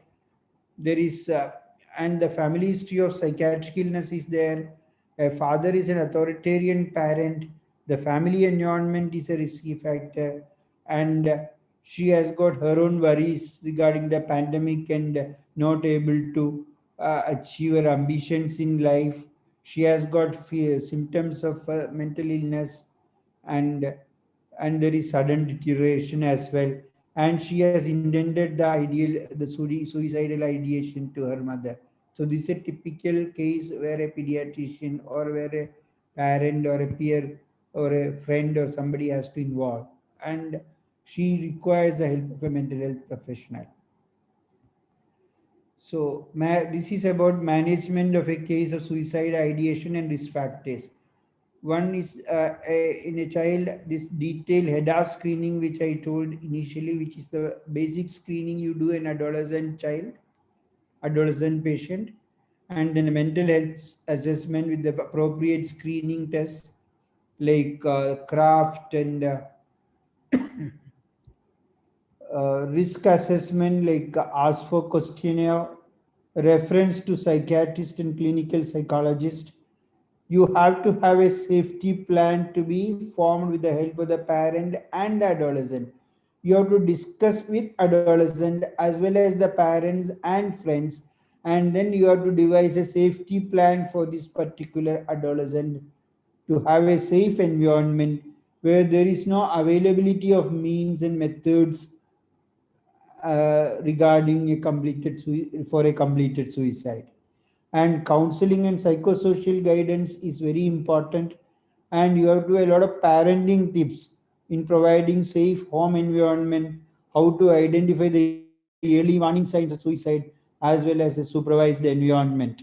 And peer empowerment, this is something very useful, where not only the actually peer group has got a very important part, not the not parents or teachers or relatives. Your friend circle is very important. As I told in the first that case where her friends, I could identify a suicidal ideation in a girl, and they brought her for follow up. As part of our program in our Palakkad district, actually we could get the help from Kerala Police Department, and we could train student police cadets of the entire higher secondary, government higher secondary schools of Palakkad district in suicidal counseling, so that they will be a good peer group for involvement appropriately in the group. So this was one experiment we could use in as part of our program with the help of the Kerala Police Department. So these are the parenting tips in adolescent suicides. Stay calm and stay connected. An authoritative parent is much better than an authoritarian parent. And I think what you call you have to have something with a firmness without anger will be the appropriate way of handling these kids many of the time. And understand teenagers' stress and unlock emotions and allow ventilation of feelings. Identify abnormal from normal and involve local guardian if teenager is staying away from you, away from the family in a hostel or somewhere. And consult trained pediatrician or counselor, and contact helpline if there is available. And if there is a helpline and nobody else is available, induce positive behavior by discussing the options, and inculcate family bonds and avoid preaching. And drugs for mental health disorders and drug abuse prevention and management. And again, you have to evaluate a plan and eliminate means for the attempt of suicide. So these are the parenting tips you can give. I'm not elaborating due to lack of time. Peer empowerment tips. How to identify the warning signs of suicide. Encourage him to share and listen to him without interruption, and listen to him in a non-judgmental way. And what is called the most important part in suicidal counseling is actually what you call active listening. That is an important way of communication, and you have to be an active listener in suicidal counseling, rather than suggesting the child to do something, to do that, to don't do that. You should be an active listener to hear what is the problem affecting the child, and persuade him to take help of a professional or school counselor, and don't be shy away. And you should help them to move away from the taboo. Inform a significant adult like parents, teacher, or school counselor when you have a crisis, that you should teach them. Ask whether the school has a crisis team. And make no deals. Never keep secret a friend suicide. This is something, Don't tell anybody. That is not correct. A suicidal intent should be disclosed to his parents and teachers so that you can save a life most of the time. This is one of the important tips in the peer empowerment practice. You cannot promise that you will not tell. You have to tell to save your friend. Suicidal risk identification, assessment, and plan of action. Note emotionally disturbed child. Inquire about suicidal thoughts and listen with empathy. Vague ideas of death. Again, you have to listen with empathy, and here is the role of active listening, which I had been telling. Suicidal thoughts. Assess the intent and plan and method of the child and explore the possibility of avoiding these plan and methods. And you should identify the support possible for the child in the family and the school. Suicidal ideas and psychiatric disorder or severe life stresses. If you can identify these problems, you have to, after a adolescent suicide counseling, the most important thing is that you have to end with a contract. And very often these children are able to follow the contract. That is one thing which we have observed. So always try to have a contract at the end of the counseling session. And suicidal ideas and psychiatric disorder or severe life stress states, make a contract and refer to psychiatrist. And suicidal ideas and psychiatric disorder or severe stresses or agitation or previous attempt, someone has to stay with the patient to prevent access to the means and then hospitalize. So this is in nutshell about the risk, so how to identify the risk and then the plan of action. So this is WHO has taken suicide prevention in adolescents in a big way in the year 2021. And IAP also has taken it in a big way. I'm very happy. And in this, Kerala IAP this year has taken adolescent suicide prevention as one of the most important action plan of this year, along with IAP, central IAP. And we have conducted several programs in almost all the districts, as well as including we have conducted programs in 3 districts: Wayanad, Tellicherry, and then Calicut for adolescent suicides among school children and PTA members. So these are the main programs of part of the WHO program, that is follow-up, care, and community support, restricting access and means, responsible media reporting, an important area, introducing alcohol policies, school-based interventions. It's also very important. Early identification and treatment, training of health workers. These are all the big different areas WH has concentrated. So minimizing access to means of suicide, early detection and treatment of mental health disease, responsible media reporting of suicide, and foster socio-emotional life skills in adolescents. These are the main programs of WHO suicide prevention. That is Live Life 2021. SUPRE is another organization to empower women, basically adolescent girls are also part of it, and they are also having an important program on suicide prevention. Role of pediatricians, early identification and timely intervention, as well as referral of mental health illness and suicidal ideations in adolescents, providing counseling and psychosocial support, anticipatory guidance to the parents, tips to the adolescents, spreading awareness, participating in post-vention strategies. This is very important. After you treating a child with attempted suicide and child coming out of your intensive care unit, there are so many post-vention actions you have to do in order to prevent a repeat episode. So this is about the issue of suicide, and I think I have done justice to this topic of prevention of adolescent suicides. And once again, I thank the organizers for selecting this as an important action plan for the year. Thank you so much.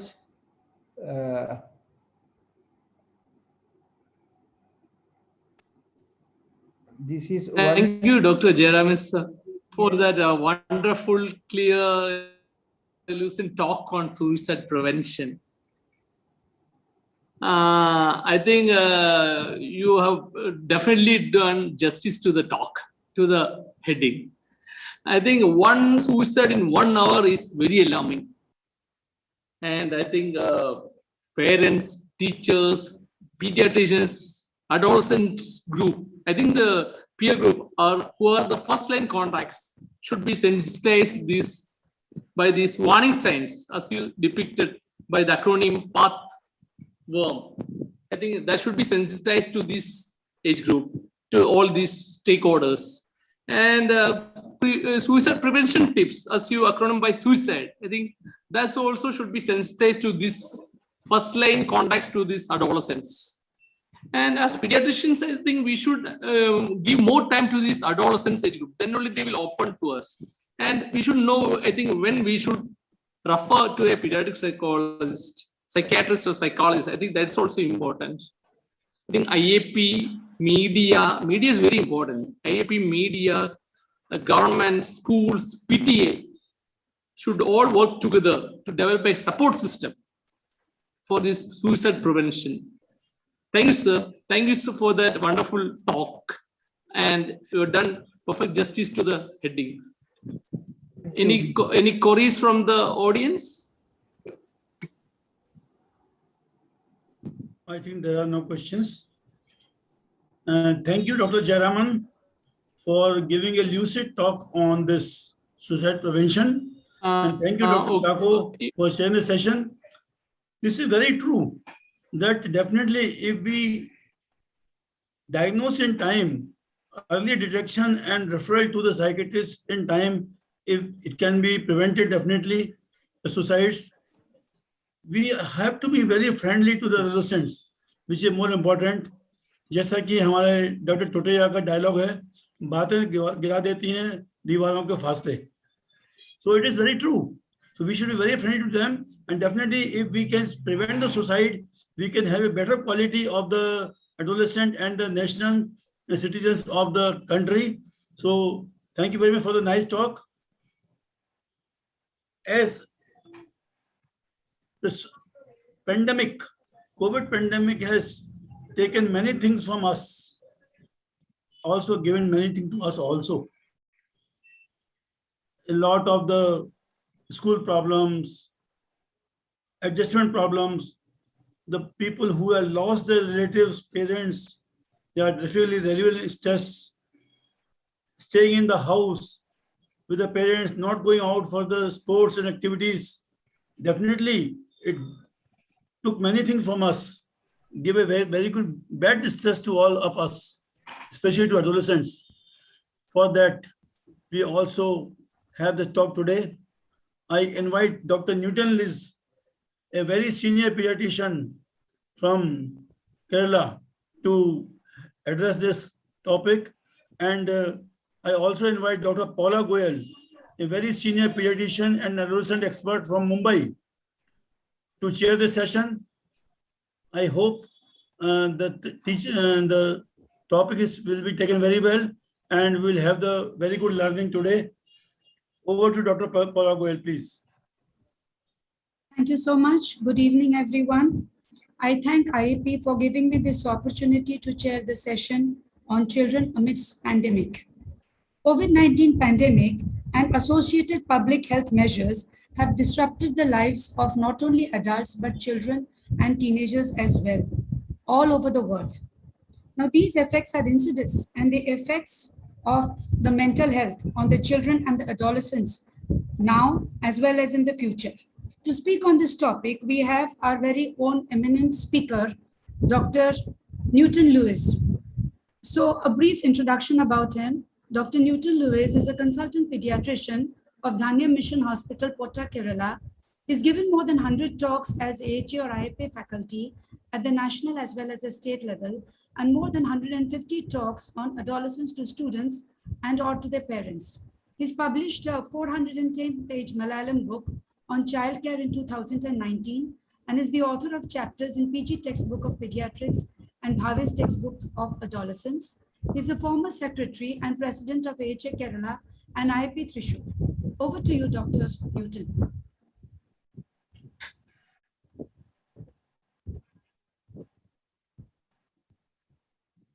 Dr. Newton.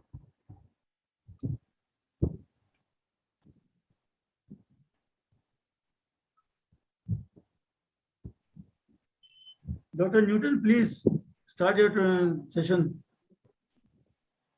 I think there will be some connectivity issue. He was there. I don't know. I checked. Sir, he's dropped out. Dr. Newton, please. Dr. Garg, he's Yes, dropped but out. so should I proceed the further topic then? I think then we'll cover his later. I don't Okay, know. You have we to can take a wait for call. Dr. Lewis to come back. Till then, we can request Dr. Prema.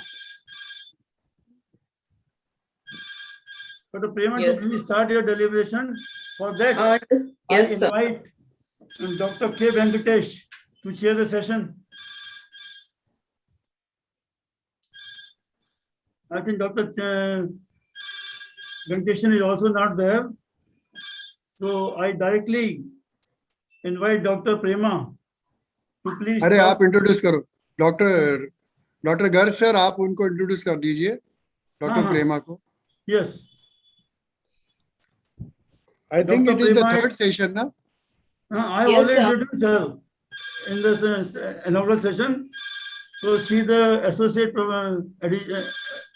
assistant HOD in the Rajeshwari Medical College, Bangalore, and I invite her to talk on the topic media screen time too much. How much is too much? It was for the session was third session is for Newton, na? No, sir, this is final. He was there, but I don't know how he is not there. Maybe some connectivity issue. हाँ, to He take was the third present session. here. Okay, no problem. I talked to him. Yeah.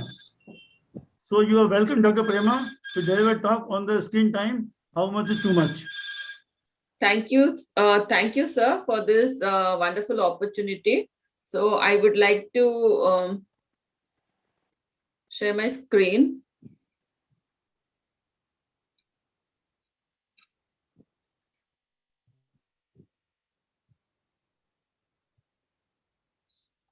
Are you able to see my screen, sir?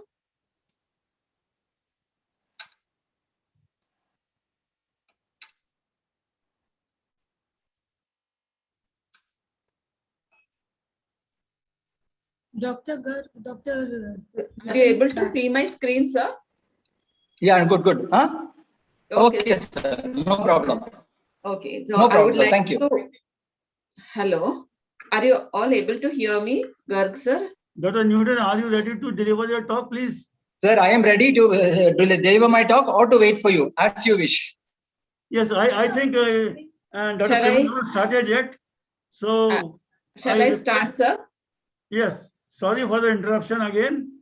I request Dr. Paula to please introduce Dr. Newton Lewis, and Dr. Newton Lewis should start his deliberation on pandemic. Dr. Paula, please unmute. Dr. Paula, unmute. Dr. Paula, please unmute. Yes. Yes, okay. Good Thanks. evening, everyone. I thank IIP for giving me this opportunity to chair the session on children amidst pandemic. COVID-19 pandemic and associated public health measures have disrupted the lives of not only adults, but also children worldwide. These effects are insidious and affects the mental health of children and adolescents now as well as in the future. To speak on this topic, we have our renowned speaker, Dr. Newton Lewis. A brief introduction on him. Dr. Newton Lewis is a consultant pediatrician of Dhanya Mission Hospital, Kota, Kerala.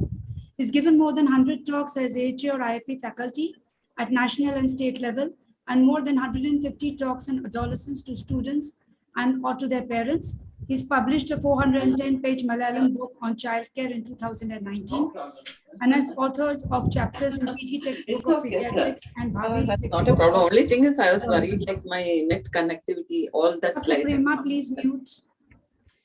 Former secretary, he's former secretary and president of AHA Kerala and IPA Thrissur. Over to you, Dr. Newton. Thank you, madam. I am about to share my slides.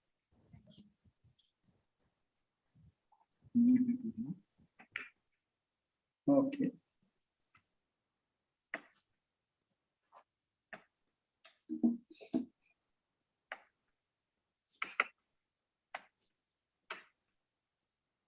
Yeah, okay.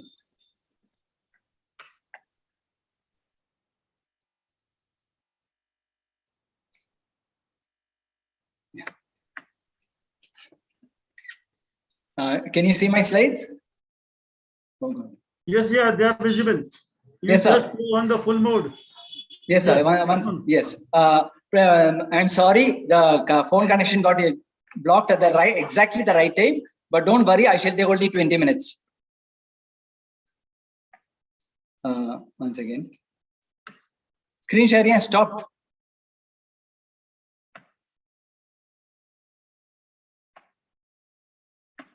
And JAB, please share the screen.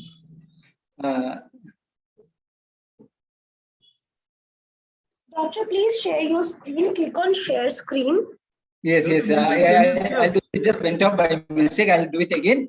Yeah. There's a lot of rain. I think that has caused some problems.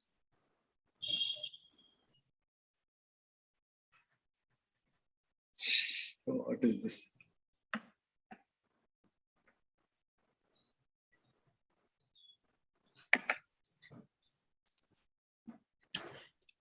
Just click on share screen and then choose your PPT. It's coming. I don't know what has happened, but anyway, it's coming. Okay. What are you facing? I'll just help you right now. Can you see it now? Can you see the screen now?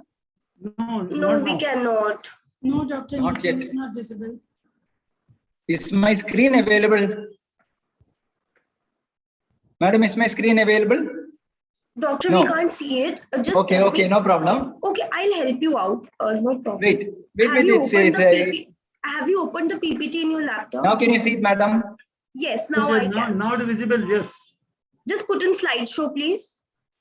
Yeah, I'll try to put it in slide. Dr. Newton, your slides are visible. Yes, no, Yes, sir. Okay. Yes, sir. Thank you. There was some problem. Very sorry. I shall not take more than 20 minutes. Okay, sir. Oh, God. Doctor, don't come out of slideshow. Please be in slide. Don't minimize the slides. No, I was not. That is just for. Okay. Let it be. Anyway, I'm not going to take more than 20 minutes. So, good evening. My topic is about how school children have been affected by the pandemic. Doctor, please and put in how can we? slideshow. Please put in slideshow. Is it not in slideshow now? No. Oh my God. Press escape once from your keyboard. Yeah. Now put in slideshow. Can you move your cursor? Yeah. Okay, you need to stop sharing and share again. Okay, I'm so sorry. What's happening? Now please click on share screen. Okay. Is the same? Yeah, perfect. Please go ahead. Okay. I'm not okay. Still can't see? Yes, it's all right. Please continue. It is visible. Yes. Okay. Dr. Newton, please continue. All the best. Okay, sir. Very sorry. So, okay, my topic should take only 20 minutes. And basically, I'm going to talk about how school children have been affected by the pandemic and how can we empower their caregivers. Thankfully, the IAP and the AHA have playing a very important role in educating the public about the pandemic through articles and talks and on TV. Now, what are the ill effects of the pandemic? Well, first of all, the students, parents, teachers are all fed up of this pandemic, fed up of these online classes. Then the first wave was mild, but the second wave was much more severe than the first. Lots of children lost, very few children lost their lives. Negligible, but lots of children lost their parents. lots of parents lost their jobs, lost their income. There was a lot of poverty, increase in poverty, and a massive increase in emotional stress. And as a result of this, the consequences of this, all the evils of child marriages, child labor, child abuse, all of them have come up in a big way. Now, this is the second wave. The third wave is about to appear. A major portion of the adult population has now either got vaccinated to a small extent or become zero positive to a certain extent. And so the next third wave that comes in, children are going to be affected much more. In America, in the first wave, there was just 3%. By the second wave, it had gone to a higher percentage, 6-7%. Now it's 25% of children and adolescents below 20 years. So the next wave, which is coming by next month, is going to affect predominantly children and adolescents. This age group. So what is our objective? It is to empower the caregivers by teaching them to the best of our ability about what is COVID and how it will affect the children. What is COVID-19 in children and adolescents? The first and most important thing to know is that it is a very, very mild disease. We've just got the Kerala statistics. 20,000 children have died, 20,000 human people have died in Kerala of COVID-19 so far, of which only 40 were below the age of 20, only 40. So the mortality in the age group that we are worried about is negligible. Of that, only 4 patients had MISC, and the rest of them are COVID deaths. So the death and hospitalization is negligible. This does not mean that they are not suffering. They have a lot of other problems. This negligible mortality, like for example, in the USA, out of the first 600,000 persons who died, 6 lakh persons who died in the USA, only 330 were below the age of 20. A negligible amount when you consider 600,000. Most of those who died were children and adolescents with severe comorbidities, immunosuppression, patients taking cancer chemotherapy, patients with renal or liver failure, patients have undergone transplant, totally bedridden patients due to severe neurological problems. Such patients had a significant mortality, and a few died of MISC, but predominantly the pediatric age group was very safe. The prevention of is, as we know in adults, SMS. Vaccines are a major issue in adults, but there is a lot of controversy about whether you want to vaccinate children and adolescents. So what are the symptoms of COVID-19 in children? Basically, it is presence. Every day I'm seeing so many cases, all of them present just like an upper respiratory infection, mild fever, cough, headache, body ache, throat pain, rhinorrhea. Some of them have diarrhea or vomiting or mild abdominal pain. Adolescents sometimes complain of a loss of taste or smell. Children do not have the intelligence to complain, but they have loss of appetite due to that. Breathing difficulty, which is the main problem in adults, is quite rare in the pediatric population. And MISC, though rare, it is important. It manifests something like Kawasaki disease, but at a much older age, usually around the age of 9 years, with high fever, red eyes, red lips, red tongue, red mouth, rash all over the body. So and severe diarrhea also. So the MISC is very serious. It should be kept in mind always.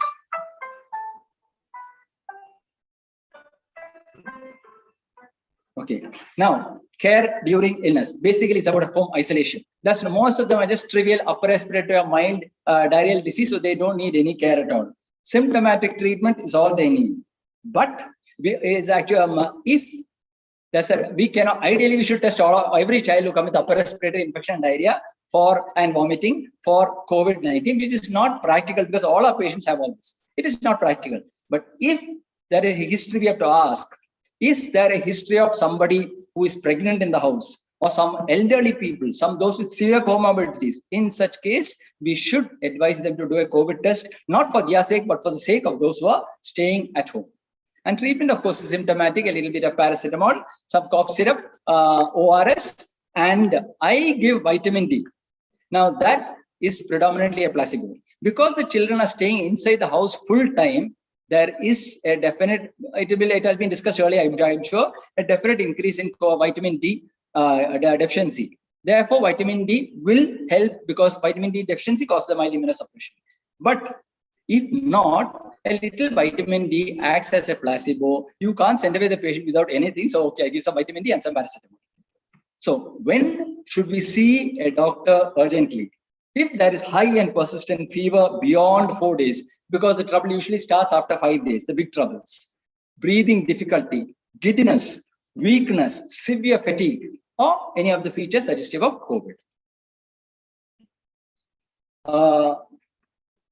When do we consult a doctor? Yeah, for all these things. And the health problems. Well, obesity is the major issue that I am actually seeing. We are seeing now lots of children watching plenty of screen time, no exercise at all, not permitted to go out and play, not permitted to go to school. So obesity is grossly on the rise that must have been discussed already.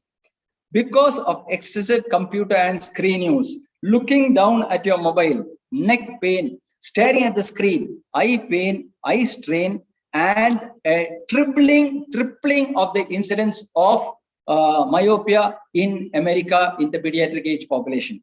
Triple increase. Eye pain and dry eyes is a big problem. Looking down, so neck pain and spine pain. Always clicking with their fingers on the on the mobile and on the computer, typing, and therefore finger pains and especially thumb pains. Physical issues due to overuse of certain activities.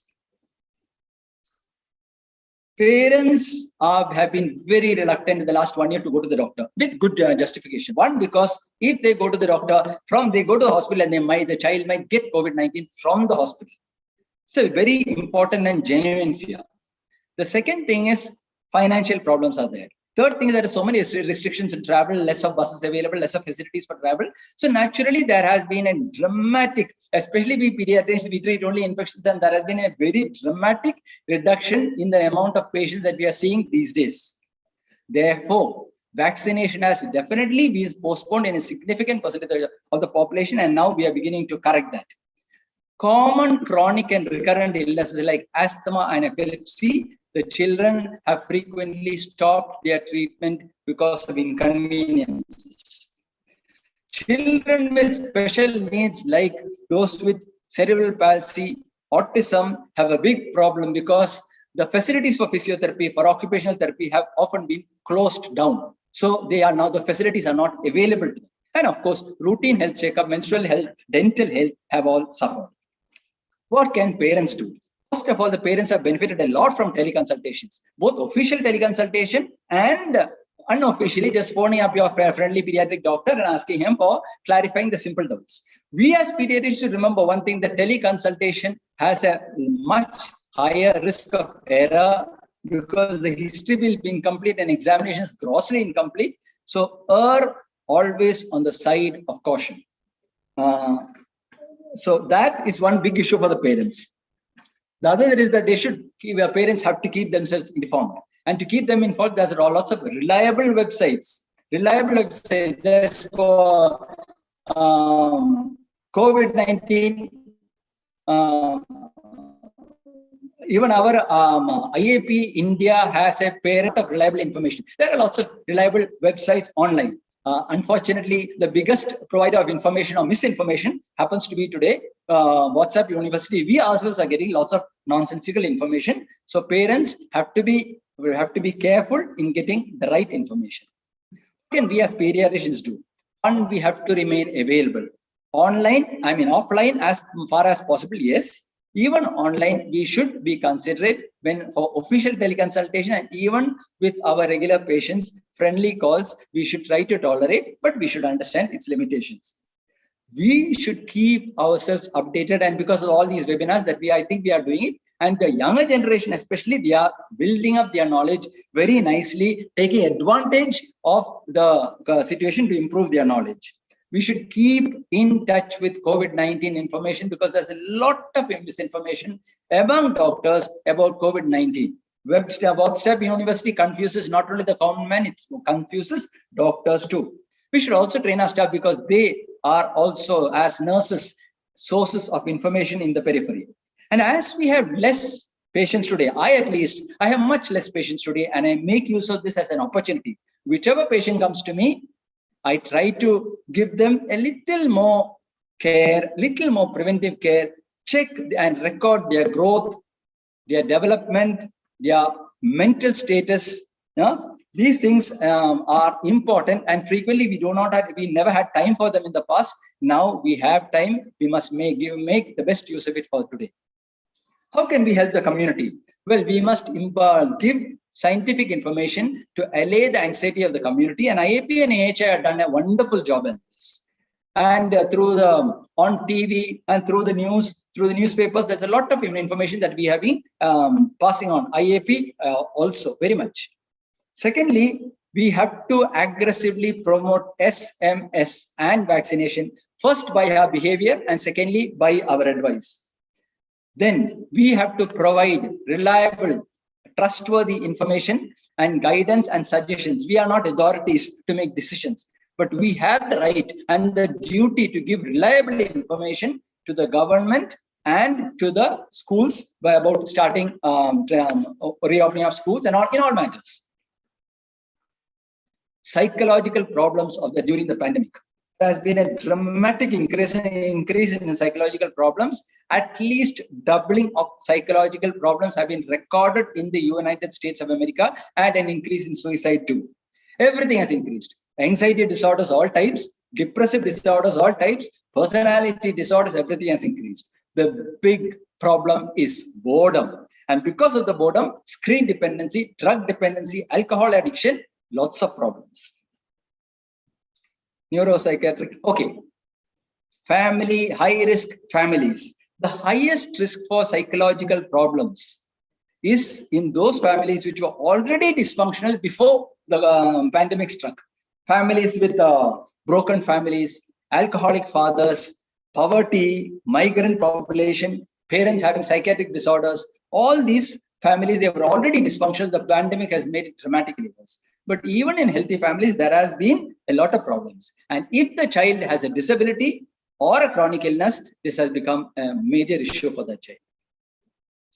Red flags of psychological distress, any manifestation of anxiety, any manifestation of depression, any manifestation of aggression, if it is persistent for more than 2 weeks, it should be taken seriously, and we should look into it very, very seriously. And let us remember that anybody can get stressed anytime and show minor symptoms. But once it becomes serious and chronic and serious, it becomes a disorder. It's very difficult to manage.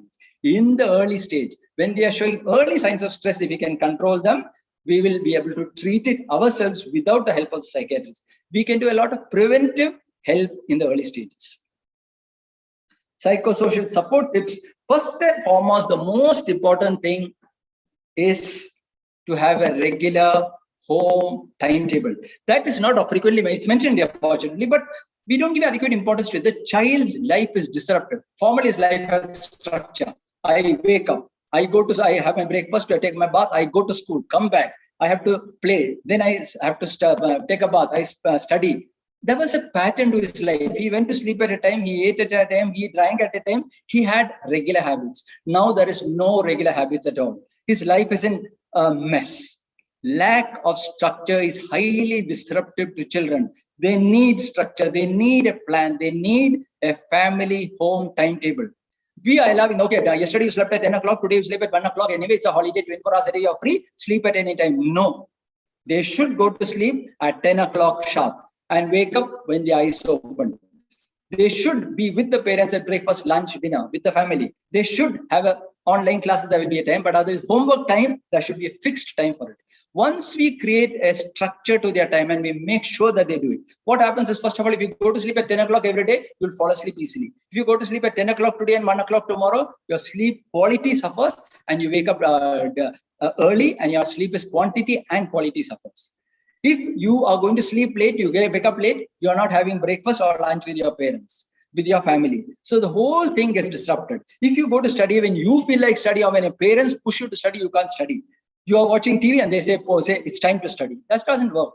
There should be a fixed timing for study. So structure in the life during the COVID times is the first and most important psychosocial thing that we should give for our children. Structure 24 hours. They don't like it. They think it's freedom. I can do whatever I want. We must create that structure. We must be firm. After some time, they will understand the benefit. Secondly, there should be enough, ensure that there is enough time. Earlier they didn't have time. Now there is no excuse. They have enough time for sleep, enough time for play, enough time for study. Then teach them responsible stuff. They are not suffering from boredom. That's why so much of screen time and so much of boredom and so much of suffering. Teach them cooking. It's something that every adolescent has to learn, not just girls. Everybody has to learn the basics. They don't need to become experts, but if not adolescents, when are we going to teach them? Basic housekeeping. Why is it that boys are never taught to keep their own room clean and tidy? Basic hygiene, not only for the self and for your room and for your house, is something that every adolescent has to be taught. And why can't we teach them now? We have to give meaning to their life. We are making them work, but it's useful, essential stuff only. If we teach them the basics, if we keep them occupied in a creative manner, in between there will be plenty of time in between for WhatsApp, for TV, for playing games, but not too much of wastage. So we have to create and give meaning to their lives so that they don't suffer from all these psychological problems which they are really suffering. Bereavement. Now, the children don't die, but a lot of children have lost their parents. And when they lose their parents, especially the younger children are totally disrupted. The older persons feel sad. Okay, that's okay. They feel lonely. That's sad. So they need someone to keep them company. They need somebody to be with them. They feel helpless without a parent whom they have lost. More than that, they are not logical creatures.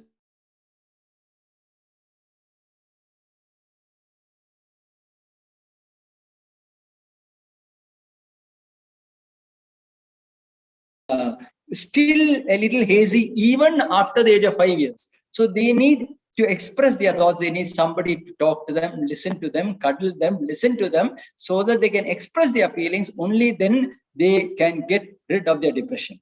And in spite of that, there is still a lot of suffering to be, because there will be changes in the financial structure of the family, many aspects of family life. We have to give them enough of our time.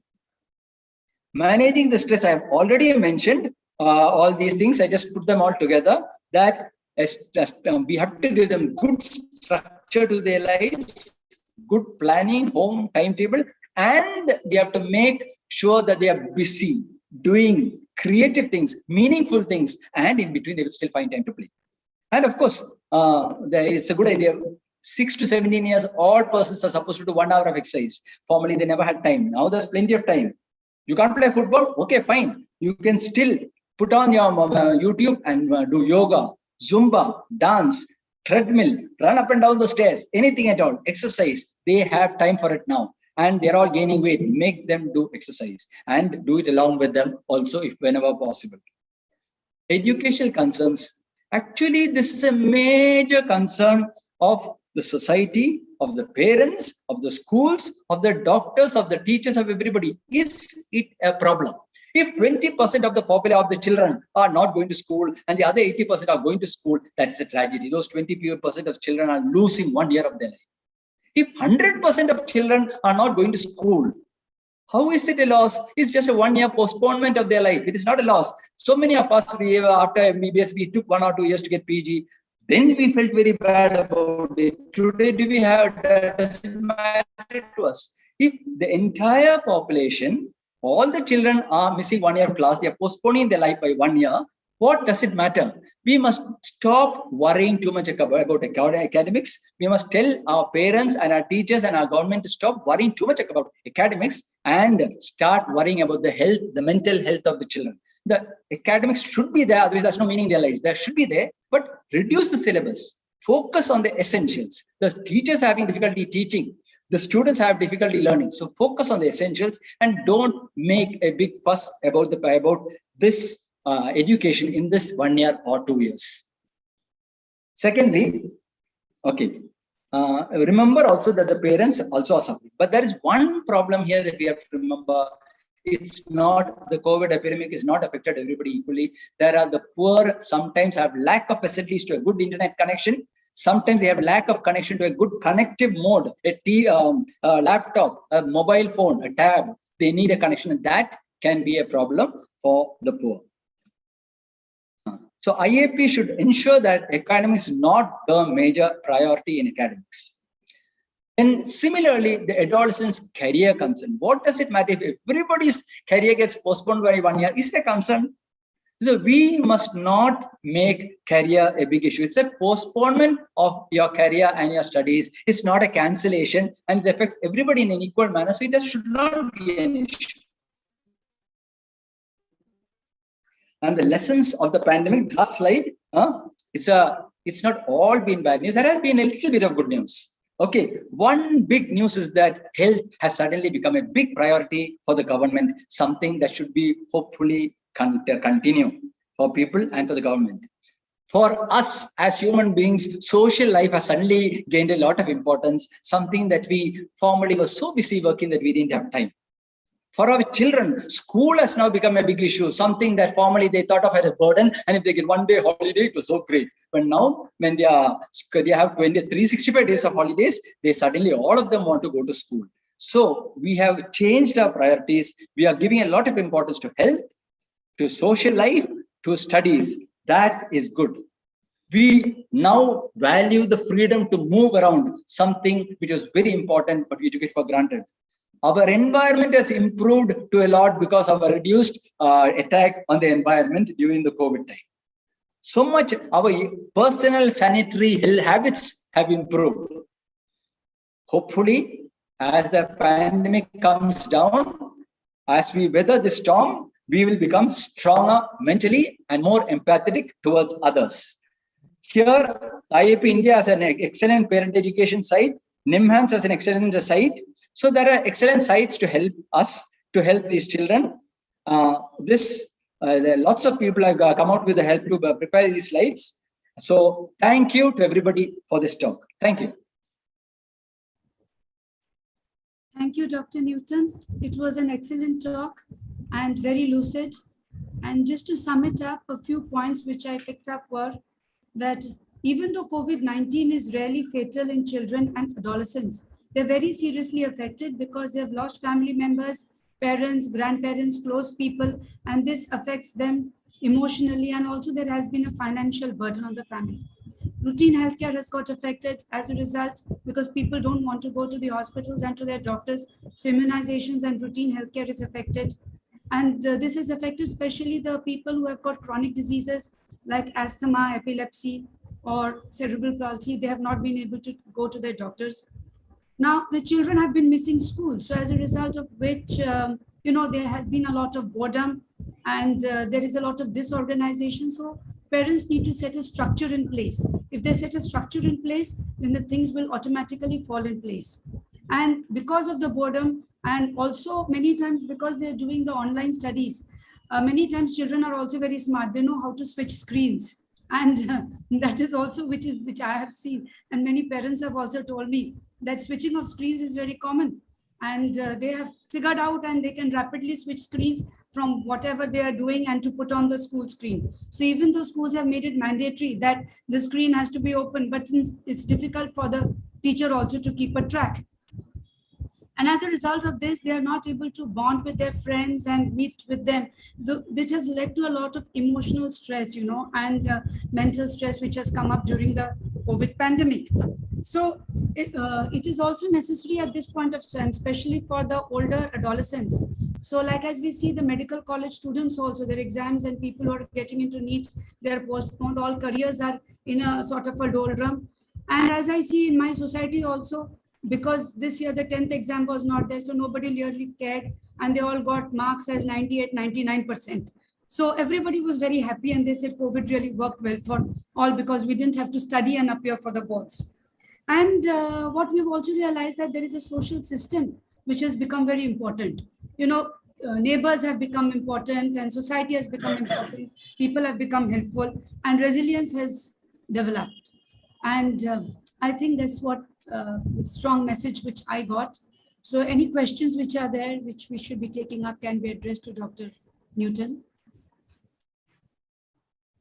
And over to you, Dr. Garg. Thank you very much, Dr. Paula Goyen and Dr. Newton Liz. Sorry for this, there was some interruption, hardly matters, but things are good. The end is good, everything is good. So you have given a very good message that the resilience should be a very important thing in the pandemic to come out from this. So thank you very much for a nice talk. I hope everybody must have been enlightened. So our next talk is screen time. How much is too much? So I invite Dr. R. Prema to deliver this talk, and to chair this session, I call Dr. M. Venkatesh and Dr. K. Venkatesh. I think Dr. K. Venkatesh is not there. So let me introduce speaker of today, Dr. Prema. She is a professor Sir, in introduction तो हो गया sir. Introduction हो गया, okay. बार-बार कर रहे हैं. Yes, let me skip then. Yes, So sir. I directly invite you to speak on this topic, screen time, how much is necessary, and how to avoid, how to do it. So welcome, Dr. Prema. Thank you, sir. Thank you for your kind words. And I'll just share my PPT now. Are you able to see my screen, sir?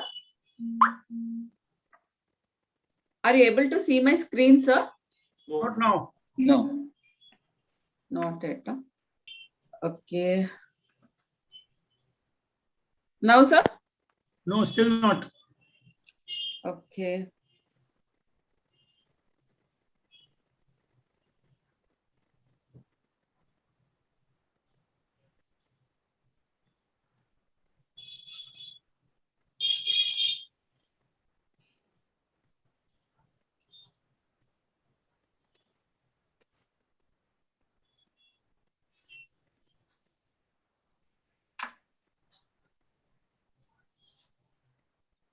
Even now you're not able to see, sir? No. Doctor, click on share screen. Yeah, I put the share screen. Okay, choose the Then it is, PPT. I'm sharing from my iPad. So then when I put the share content, it's coming from the screen. Then it is coming Zoom, screen broadcast, start broadcast. Start broadcast. Click on start Okay. broadcast. Okay. Yes, we can see the screen. Just open the PPT. Okay.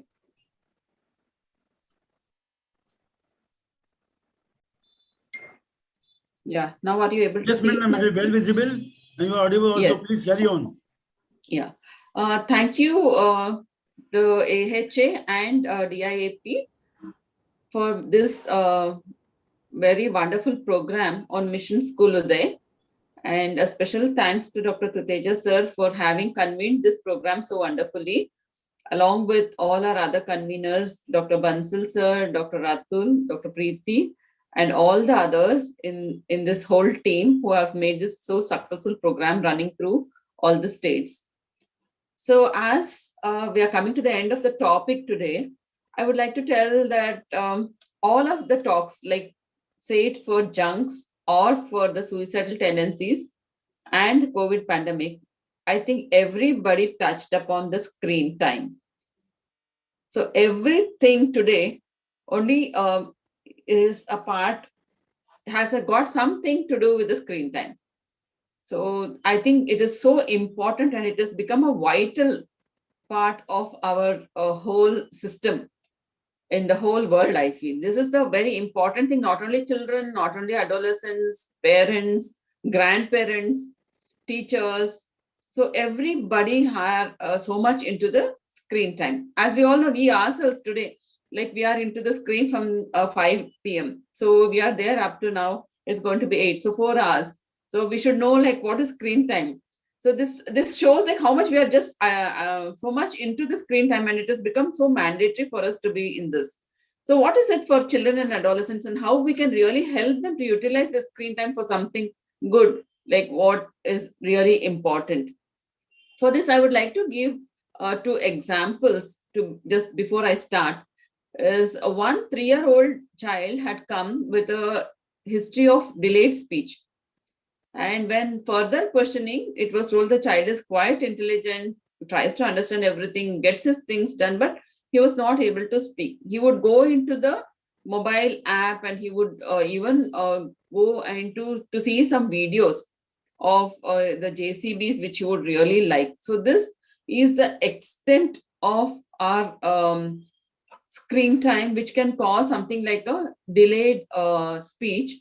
Or we have seen in adolescents who are in a fit of anger, who just take the decision to have either to in the fit of anger or to scare their parents. If the mobile is taken away from them, they even go to the extent of taking some pills or trying to do self-harm themselves. So these are very few examples to tell like how much screen time has affected our children in the disadvantage side. On the positive side, definitely screen time has helped our children to go out and get all the knowledge which is possible, which they couldn't have got when they would have just going to school. So there are advantages and disadvantages. So today what I'm going to tell is the statistics about the media use. What are the effects on these children because of the screen time? And what is our role as pediatricians, with a little of case discussion. So once we talk about media, so media is not anything new. Media was there from traditional times also, but those media were most probably the print media, and some of them were the broadcast media, the radio and television. So though we know now television is so much diversified, you have Amazon Prime, you have Netflix, you have various sort, you have a it has really expanded like anything. And along with that, we have the digital media, which is the in thing, where you have audio, video, social media, literary and advertising. So among these, what we are concerned with our children is the social media. So what is the big difference between the traditional media and the digital media is that in traditional media, it is only one-sided. But in the digital, especially the social media, it is two-sided. The children have got an opportunity to interact with somebody. So that is the most important thing. And that's why children feel very much at ease when they are in social media. So they do not want to miss out on anything. So that is why we are now shifting from the traditional one to the social media. And each one of us are seeing our children in this part. Coming to the statistics. So we all know the screen used by children less than 6 years of age. It is seen that from the by the IAP Indian children, there is a screen time in Indian children, which was published in Indian Pediatrics 2020, has shown 99.7% of children were exposed to screen-based media by the time they're 18 months of age. And the median range of exposure is from 10 months to as early as 2 months. But as we are all seeing in the wards, I'm sure like all of us have seen, and even when we are immunizing the first very dose of DPT, we have seen the parents trying to silence the children by showing something on the mobile, or either making some noise even at 1.5 months, like whatever songs are being played, or some bhajans, or even some sort of a rhyme being played during these episodes. So we are seeing that the mobile use has increased among adults, even in the rural areas, and they're trying to pacify the child with the help of the mobile screens are very, very high. And the smartphone use is up to 96%, while television is about 89%. And the screen time was for more than an hour in about 88.7%, and more than 2 hours per day in about 56.5% of children. This is the most important thing, that is 72% of the parents were really not concerned with the child's screen time. So because we know, as I have told you, like we are seeing them, like if the patient is waiting in the outpatient to meet the doctor, or the child is in a restaurant waiting for the food to come, every child is having a mobile or a tab or whatever is there to view the screen, or they will be watching into a common television which is there. So, and the parents themselves are so much involved, so that they just want to silence the child, and they do not know other means to interact with the child.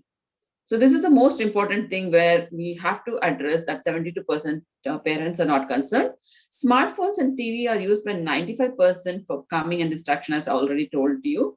And screen time in preschoolers, that is 2 to 6 years, has found to be of a mean of 2.7 hours with average daily TV screen time of 1.6 hours. So this is a very, very important thing because this has come in the Journal of Family Medicine Primary Care in the year to 2019, where we are seeing that preschoolers are using so much of screen time, which is really, really very harmful. We'll be coming to see what are the disadvantages and effects of this screen time on our children.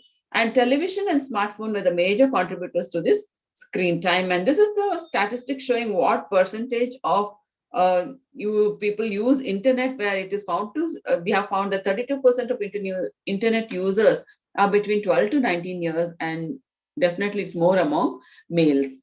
Coming to what is the statistics among this internet, like what exactly do they do on social media? How is it distributed? The media use is that 41% of the youth have received an offensive content on social media. So these are the effects of social bullying, and 15% of the youth were asked for personal information that is sexual in nature on social media. So 11% have really felt threatened on these medias. So we know that because of these sort of bullying, these children, 44% have changed their own contact information on the social media, such as they have changed their email IDs, names, and telephone numbers. And 1/3 have shared with the friends, parents, and even called up the police. So we know that only 1/3 we are able to express this. So the remaining are trying to either solve their problem on their own or trying to do something or getting bullied further. So it is a huge chunk, and we should teach our children how to manage this bullying in the social media. So to know more about why these children are getting so much attached to the screen, we are so familiar with this picture of our brain development of our adolescent brain, where we know that the brain, the frontal part of the brain is being continues to develop in the form of there is pruning of the cerebral cortex, especially the frontal cortex, and the development starts from behind to the front, from the occipital region to the frontal lobe, and it gets mature by about 20 to 24 years of age. So we know that our adolescents are most vulnerable, and their thinking and feeling parts of the brain are not much mature, whereas the emotional part, that is the amygdala and the other regions, are very developed in this age. So they are very emotional and they're very reward seeking. So this reward center gets all that because of the screen and the video games or the social media interaction. They feel very nice. So this happy, they feel very nice, and the content has to increase, or the duration has to increase for them to feel more nice. It is just like addiction. Like a person smokes a cigarette, then for him to reach that level sense of high, he requires more cigarettes or something like more smoking. So similarly, even with the screen time, the children tend to because of that reward, they tend to get attached to the screen time for a longer period of time. So what are the advantages of this social media? We all know we are all into social media, but what are the advantages? Definitely it helps in connectivity. So people get connected to various people across the globe. So we know, like a person today, if in this program we had an international speaker, definitely he would be here. So there's a lot of connectivity and socialization. So this helps children to socialize, and it also provides so much of knowledge, education, and information, especially what Dr. Newton Lewis was talking about this COVID era. So everything happened because of the in net and the screen. So every person, every child, even in the rural, had to have a screen. So they have now become dependent on the screen for their education. So it has become a very, very important.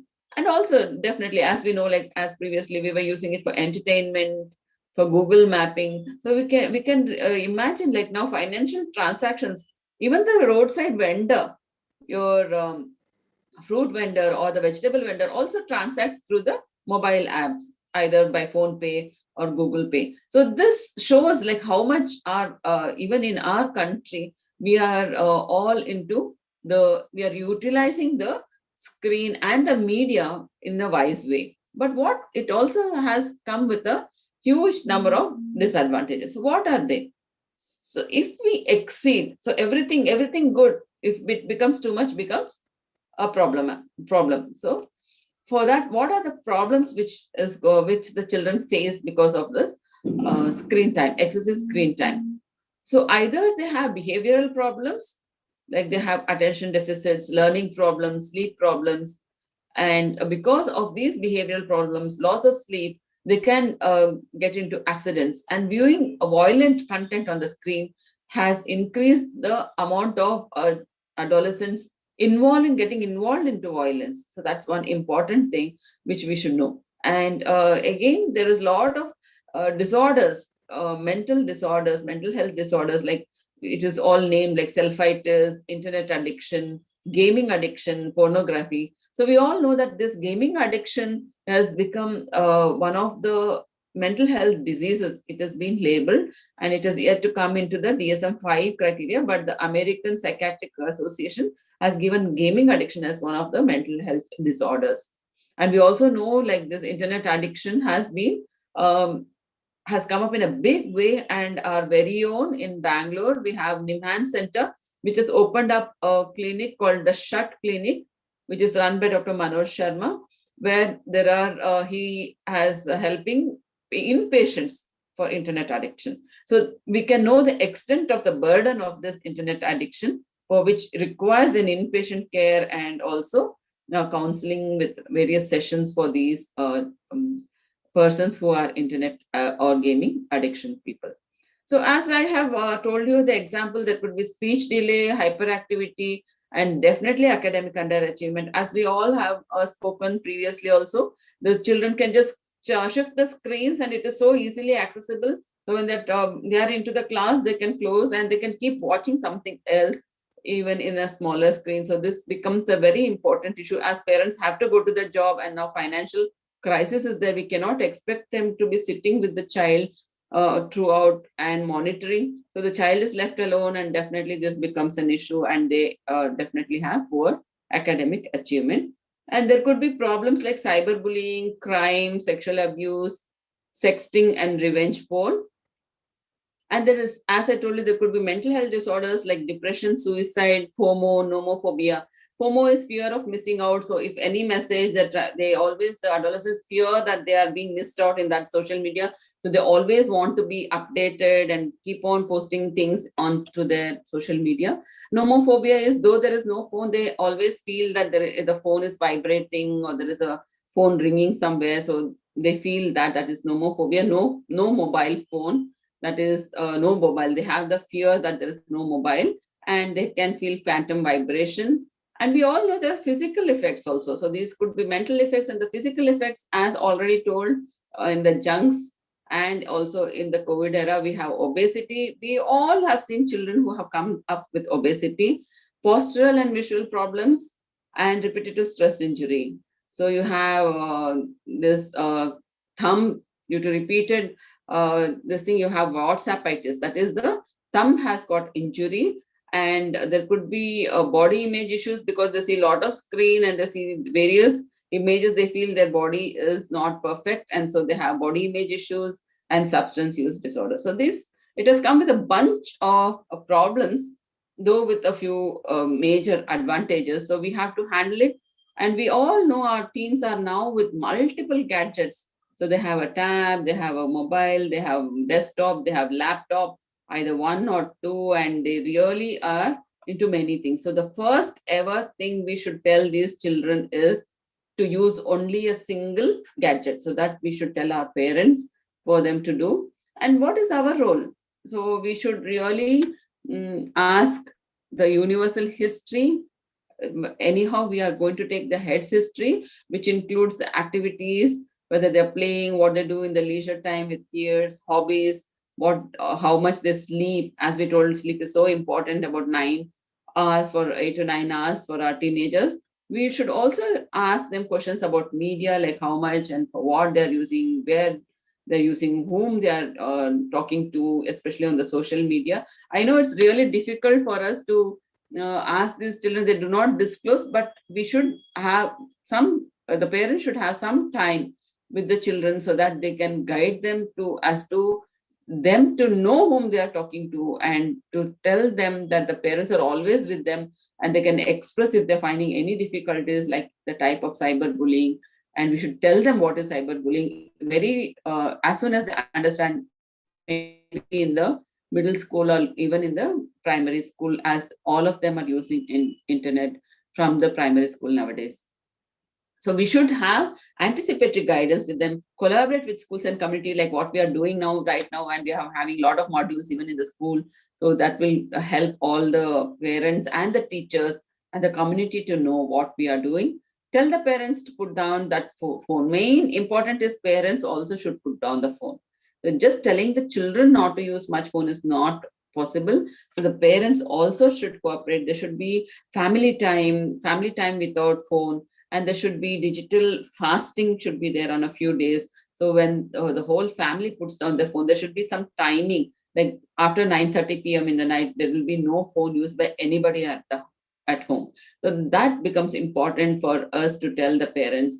Then we should help the parents tell the children to interact, connect, and monitor. So parents should do these things, especially whenever the child is viewing the screen.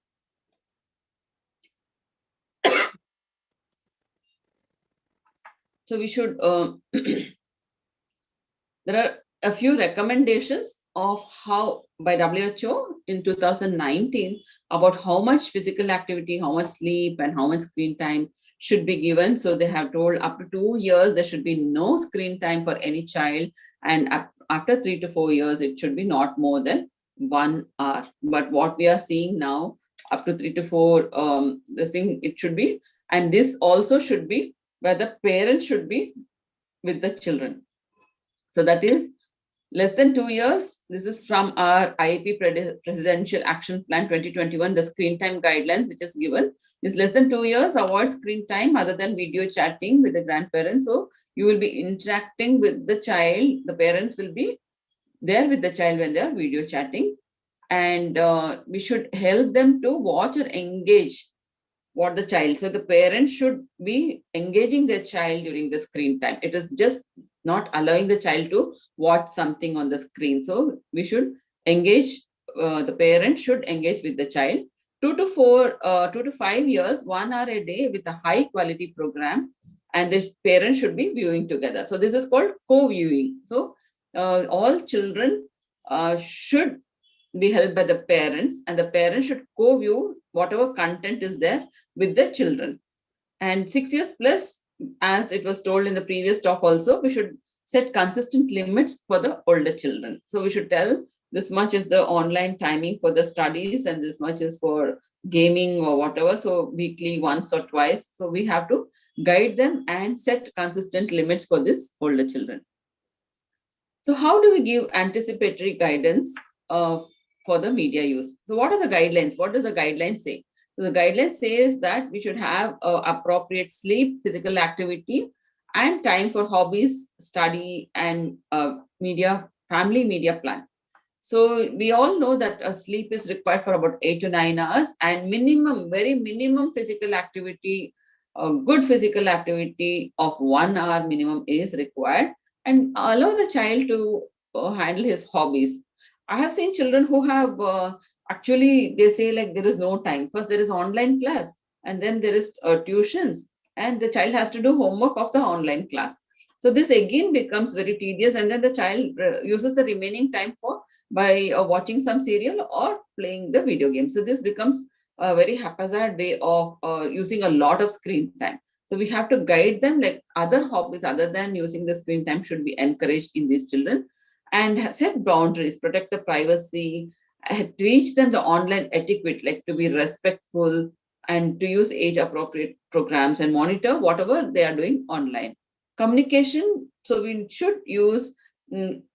should help them to communicate about the uncomfortable messages, what they have received, or the images, either messages or images, and help them use these messages if they're uncomfortable also as a teaching moments, and tell all children that they are going to leave some digital footprints. So even if they have done something wrong, that can be detected later on, even when they're applying for their jobs. So this is very, very important for them to realize. Keep some media free zones in the home, as for example, the dining table or the kitchen and the bedroom. And we should spend a fun filled time. So take the children out into the garden, help them to do gardening, take them into the kitchen, help them to cook and tell some stories, help them to play, read, dance. And these are the things we should role model a judicious media use. So we can't tell them something and do something else. And we should really detect the flag signs of addiction early. This is a very beautiful pyramid where we see like the digital media diet pyramid. So here it is like you have the base, which is most important internet use for learning and education. Then comes the self-care, and then is your social media, and very, very, the tip is with isolated gaming. And here again, we have from our IAP guidelines for school reopening, how much classes they should spend for for teaching, for online studies. That is for the minimum screen time sessions per day. It is being given, and maximum sessions. So it is given age wise. So for example, for a child with about 3 to 5 years, you have the screen time. You have 30 minutes per session, and you can have maximum of 2 sessions per day, and for 5 days a week. So that is the guidelines. So similarly, for pre-primary, it is only 3 days per week, and maximum only 1 session per day of 30 minutes. So this is how we have to tell all the schools which we come in contact with, because they should not have a lot of classes online. So these children can have some disturbance. So this is the very important slide of the digital media diet and the screen. And we should, nonetheless, we should tell them about the ergonomics, how to sit in front of the screen, and how it should be kept at the eye level, how the chair should be there, how they should place their legs at 90 degrees, and their forearm should be supported. So this is very, very important. And whenever they're looking into the mobile, it's better to lift the mobile up instead of them bending the neck always to look into the mobile. And we have also this 20-20-20 rule, where every 20 minutes you take a break of 20 seconds and look at an object of 20 feet away. And also you can add another 20, is you can do 20 moments in that 20 seconds. So that becomes an important aspect of 20-20-20 rule. And this guidelines for parents is there on screen time in our own IAP. And we have a case which is a 15-year-old Ruhi was found playing mobile games and socializing with her friends through WhatsApp and Facebook. A few days ago, she received a friend request from an unknown person introducing herself as her elder sister's friend. She accepted the request, and she started receiving disturbing messages and pictures from this stranger. So she was really scared to confide into the family. So after that, she has become moody and irritable. So we have seen a lot of cases like this. So we have to, so definitely we know that she is a victim of social bullying, and we have to help her deal with the cyberbullying and cyber harassment. So we should tell her these tips. It should be given for all students, especially even the teachers can tell them that they can tell a trusted adult about this bullying. Keep telling until you find someone who takes action, and don't open or read messages from cyberbullies. Tell a teacher or administrator at the school if it is school related. And it is better not to erase message, as it may be needed to take action against this bully who is doing this. And protect yourself. Never agree to meet face to face with anyone you meet online. If a bully through chat or instant messaging, the bully can often be blocked. So we can teach them that it is easy to block these people if they are bullying. And if you're threatened with harm, it's always better to inform the police. And you can tell all the children that there is a helpline available, call 1098. And we also have this cyber crime reporting portal, which is www.cybercrime.gov.in. And here is very important that all of us teach them. And we should also tell the 5 P's for the positive digital footprint. So as I told you previously, this digital footprint is whichever is left can be retrieved at any point of time for any person. So we should know and help them to leave a positive footprint. And how do we do is only use for your profile, use only your first name. Don't give any other personal information. Keep your privacy and do not let anybody know of your passwords and personal details. Protect, keep evidence, and don't bully back. Tell an adult. So don't try to take the same step as the others. Be positive. Make sure the information you share is positive. So we all know that we get so much influenced by this social media messages. So let us only pass on positive messages so that it keeps us cheerful and happy. And make sure that the person has taken permission to view and share information online. So, and think before you post. What is this? Think is a mnemonic which will help you to tell, like, is it true, hurtful, illegal, necessary, and is it kind? So if you think of all these things, definitely your posts are going to be really good. So what are the warning signs of problematic media use? So as I told you, it has come into the addiction level. So we should have this flag signs so that we know that this person needs more attention and needs some help. So that is, if the child or an adolescent has craving and compulsion to use media, either Facebook or gaming or YouTube, or lying or hiding. So online, he is doing online gaming and internet use, but he is lying to the parents, or he is hiding that he is not doing it. Disobedience to time limits. So definitely, most of our children try to way of telling that it was not connected and other things. So they try to extend the time limits.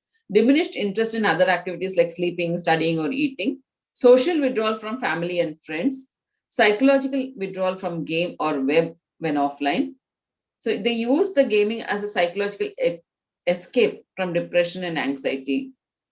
Also, they also try to engage in illegal activities like bullying, gaming, drug trafficking, etc. So these are all problematic. So if they try to do these things and they are using it in a compulsion mode, that means they are trying to do something. We all know that most of our children some of them can be drowning without realizing with their own media. So this is very important to tell that they should not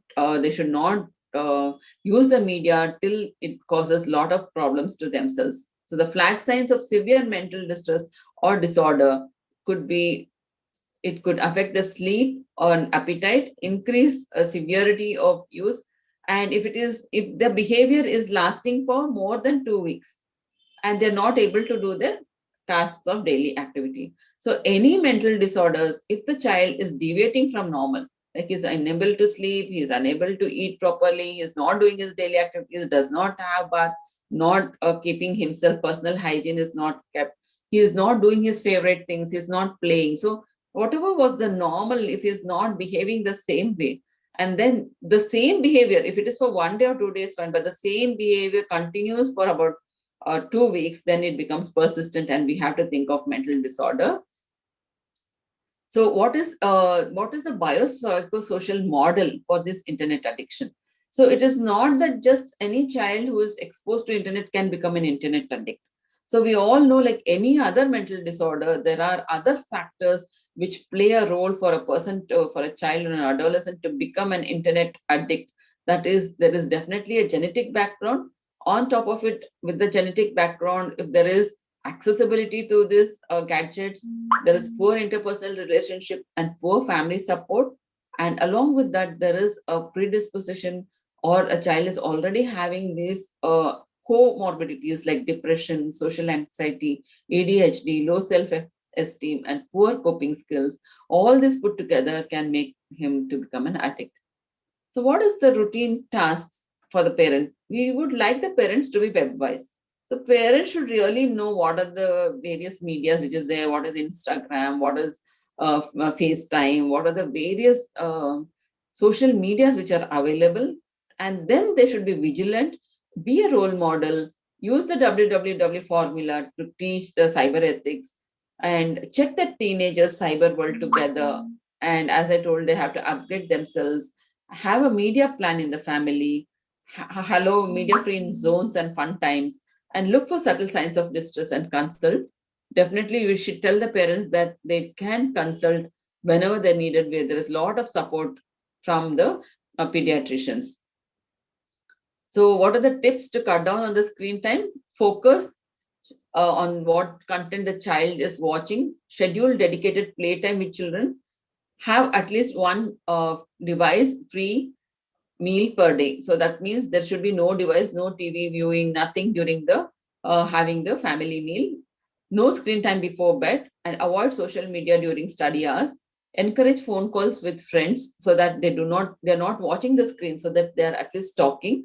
And you have to encourage them to pursue hobbies. Better to buy certain crayons or any coloring books, or even tennis racket or something, or skipping ropes, or something which even a gym thing like a treadmill or whatever, you can be purchased and can be utilized at home, especially during this COVID times. And designate a place for the devices so that it gets hard to reach them immediately. And then let them use their imagination whenever they're getting bored. So great activities and hobbies and ideas are created when the children are bored.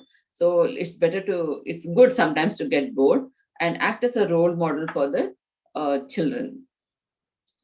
So coming to the end, and I would like to leave a few key messages. That is, media has a great impact on the health of children and adolescents. Anticipatory guidance must include media education from early years of life. And internet addiction has similarities to clinical presentation of drug abuse. And so we need to have psychiatric reference. So with this, the most important key messages, there is anticipatory guidance. And we as pediatricians should know at least a very few steps of screen time guidance for these parents. We should know, we should tell them as I told you, the IAP, under the IAP presidential plan, like what are the timings of screen, how much they should view. So this should be followed by all the parents. And we can also teach them, like if at all their parents are distressed about the child's key lot of media usage, we can tell them a few tips. Like if the child is motivated, you can help them to talk to them and give motivational interviewing. Later, we can tell the parents to use differential reinforcement. So because this, if a child comes with media overuse, it is not the pediatrician can handle this situation alone. We need the cooperation of the parents. So what we do is parent training, parent management training. So we train the parents how to manage their child. So parent management training can be given, and we help them to do something called differential reinforcement, because most of our adolescents are reward based. So help them to reinforce their own behaviors by giving them certain rewards, by maybe giving them some, taking them out for dinner or ordering something very good only when they do that particular activity where they limit the screen time. So this sort of differential reinforcements can really help the children. So with this, I would like to thank the authors, the reviewers, and the Central IIP President, Dr. Piyush Gupta, and Dr. Bansal sir, our reviewers, Dr. MKC Nair, Swati Madam, and all our authors, Dr. Bansal sir, Preeti, Sushma Desai, and Swati Gate. Thank you all.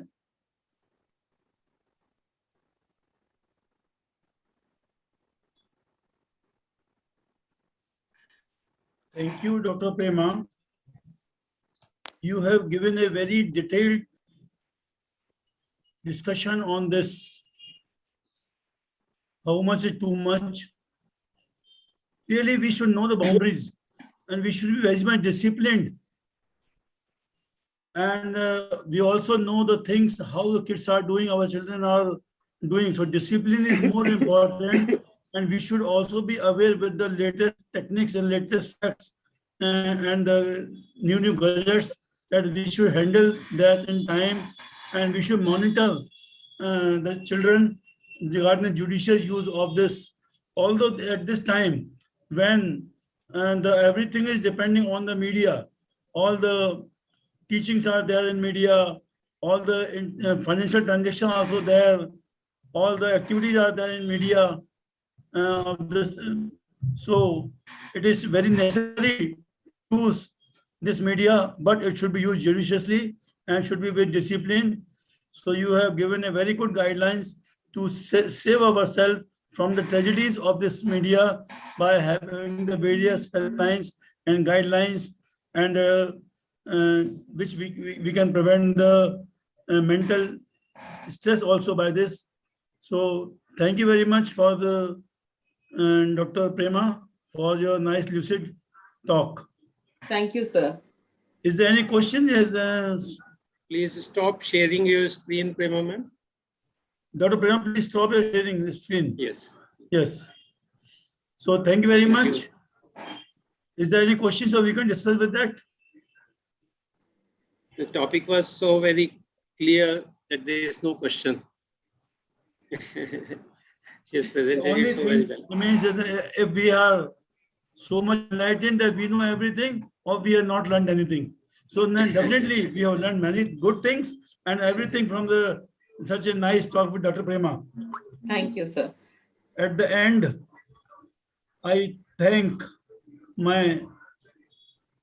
extend my thanks to CIAP, Dr. Piyush Gupta sir, Dr. Basavaraj, Dr. Ramesh Kumar for extending this teaching program and module of the Mission School Uday to all of us, which have enlightened all of the viewers. And I'm thankful to National Coordinator, Dr. Titiya sir, National Convener, Dr.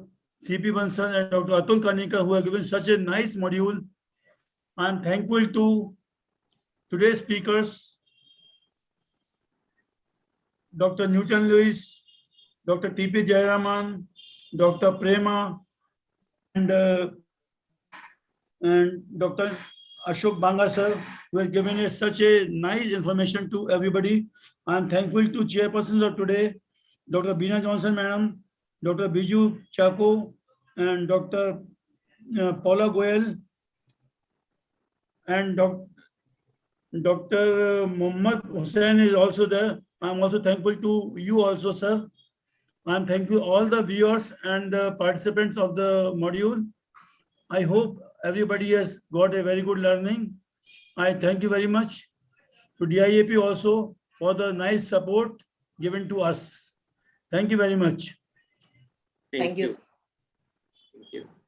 At the end, few blessing words from Dr. Tuteja sir.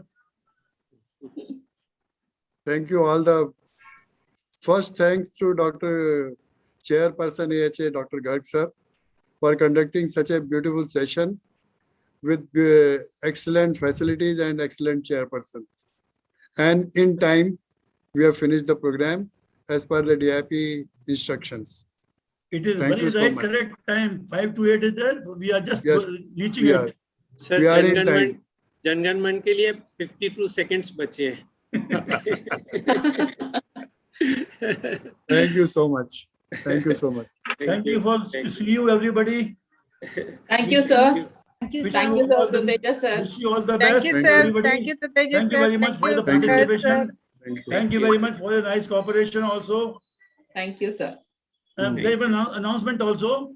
We are going to have a adolescent conference, national conference, Adolescent 2021 at Lucknow. It will be a virtual conference. The organizing chairperson, Dr. Pyari Bhattacharya, and organizing secretary, Dr. Utkarsh Bansal. The registration is free, and to all it is there. So you can very well register with them and participate in this conference. Thank you very much. Thank you, Thank sir. you. Thank you. Good night, everybody. Good night. Good night, Good night. sir. Good night. Right.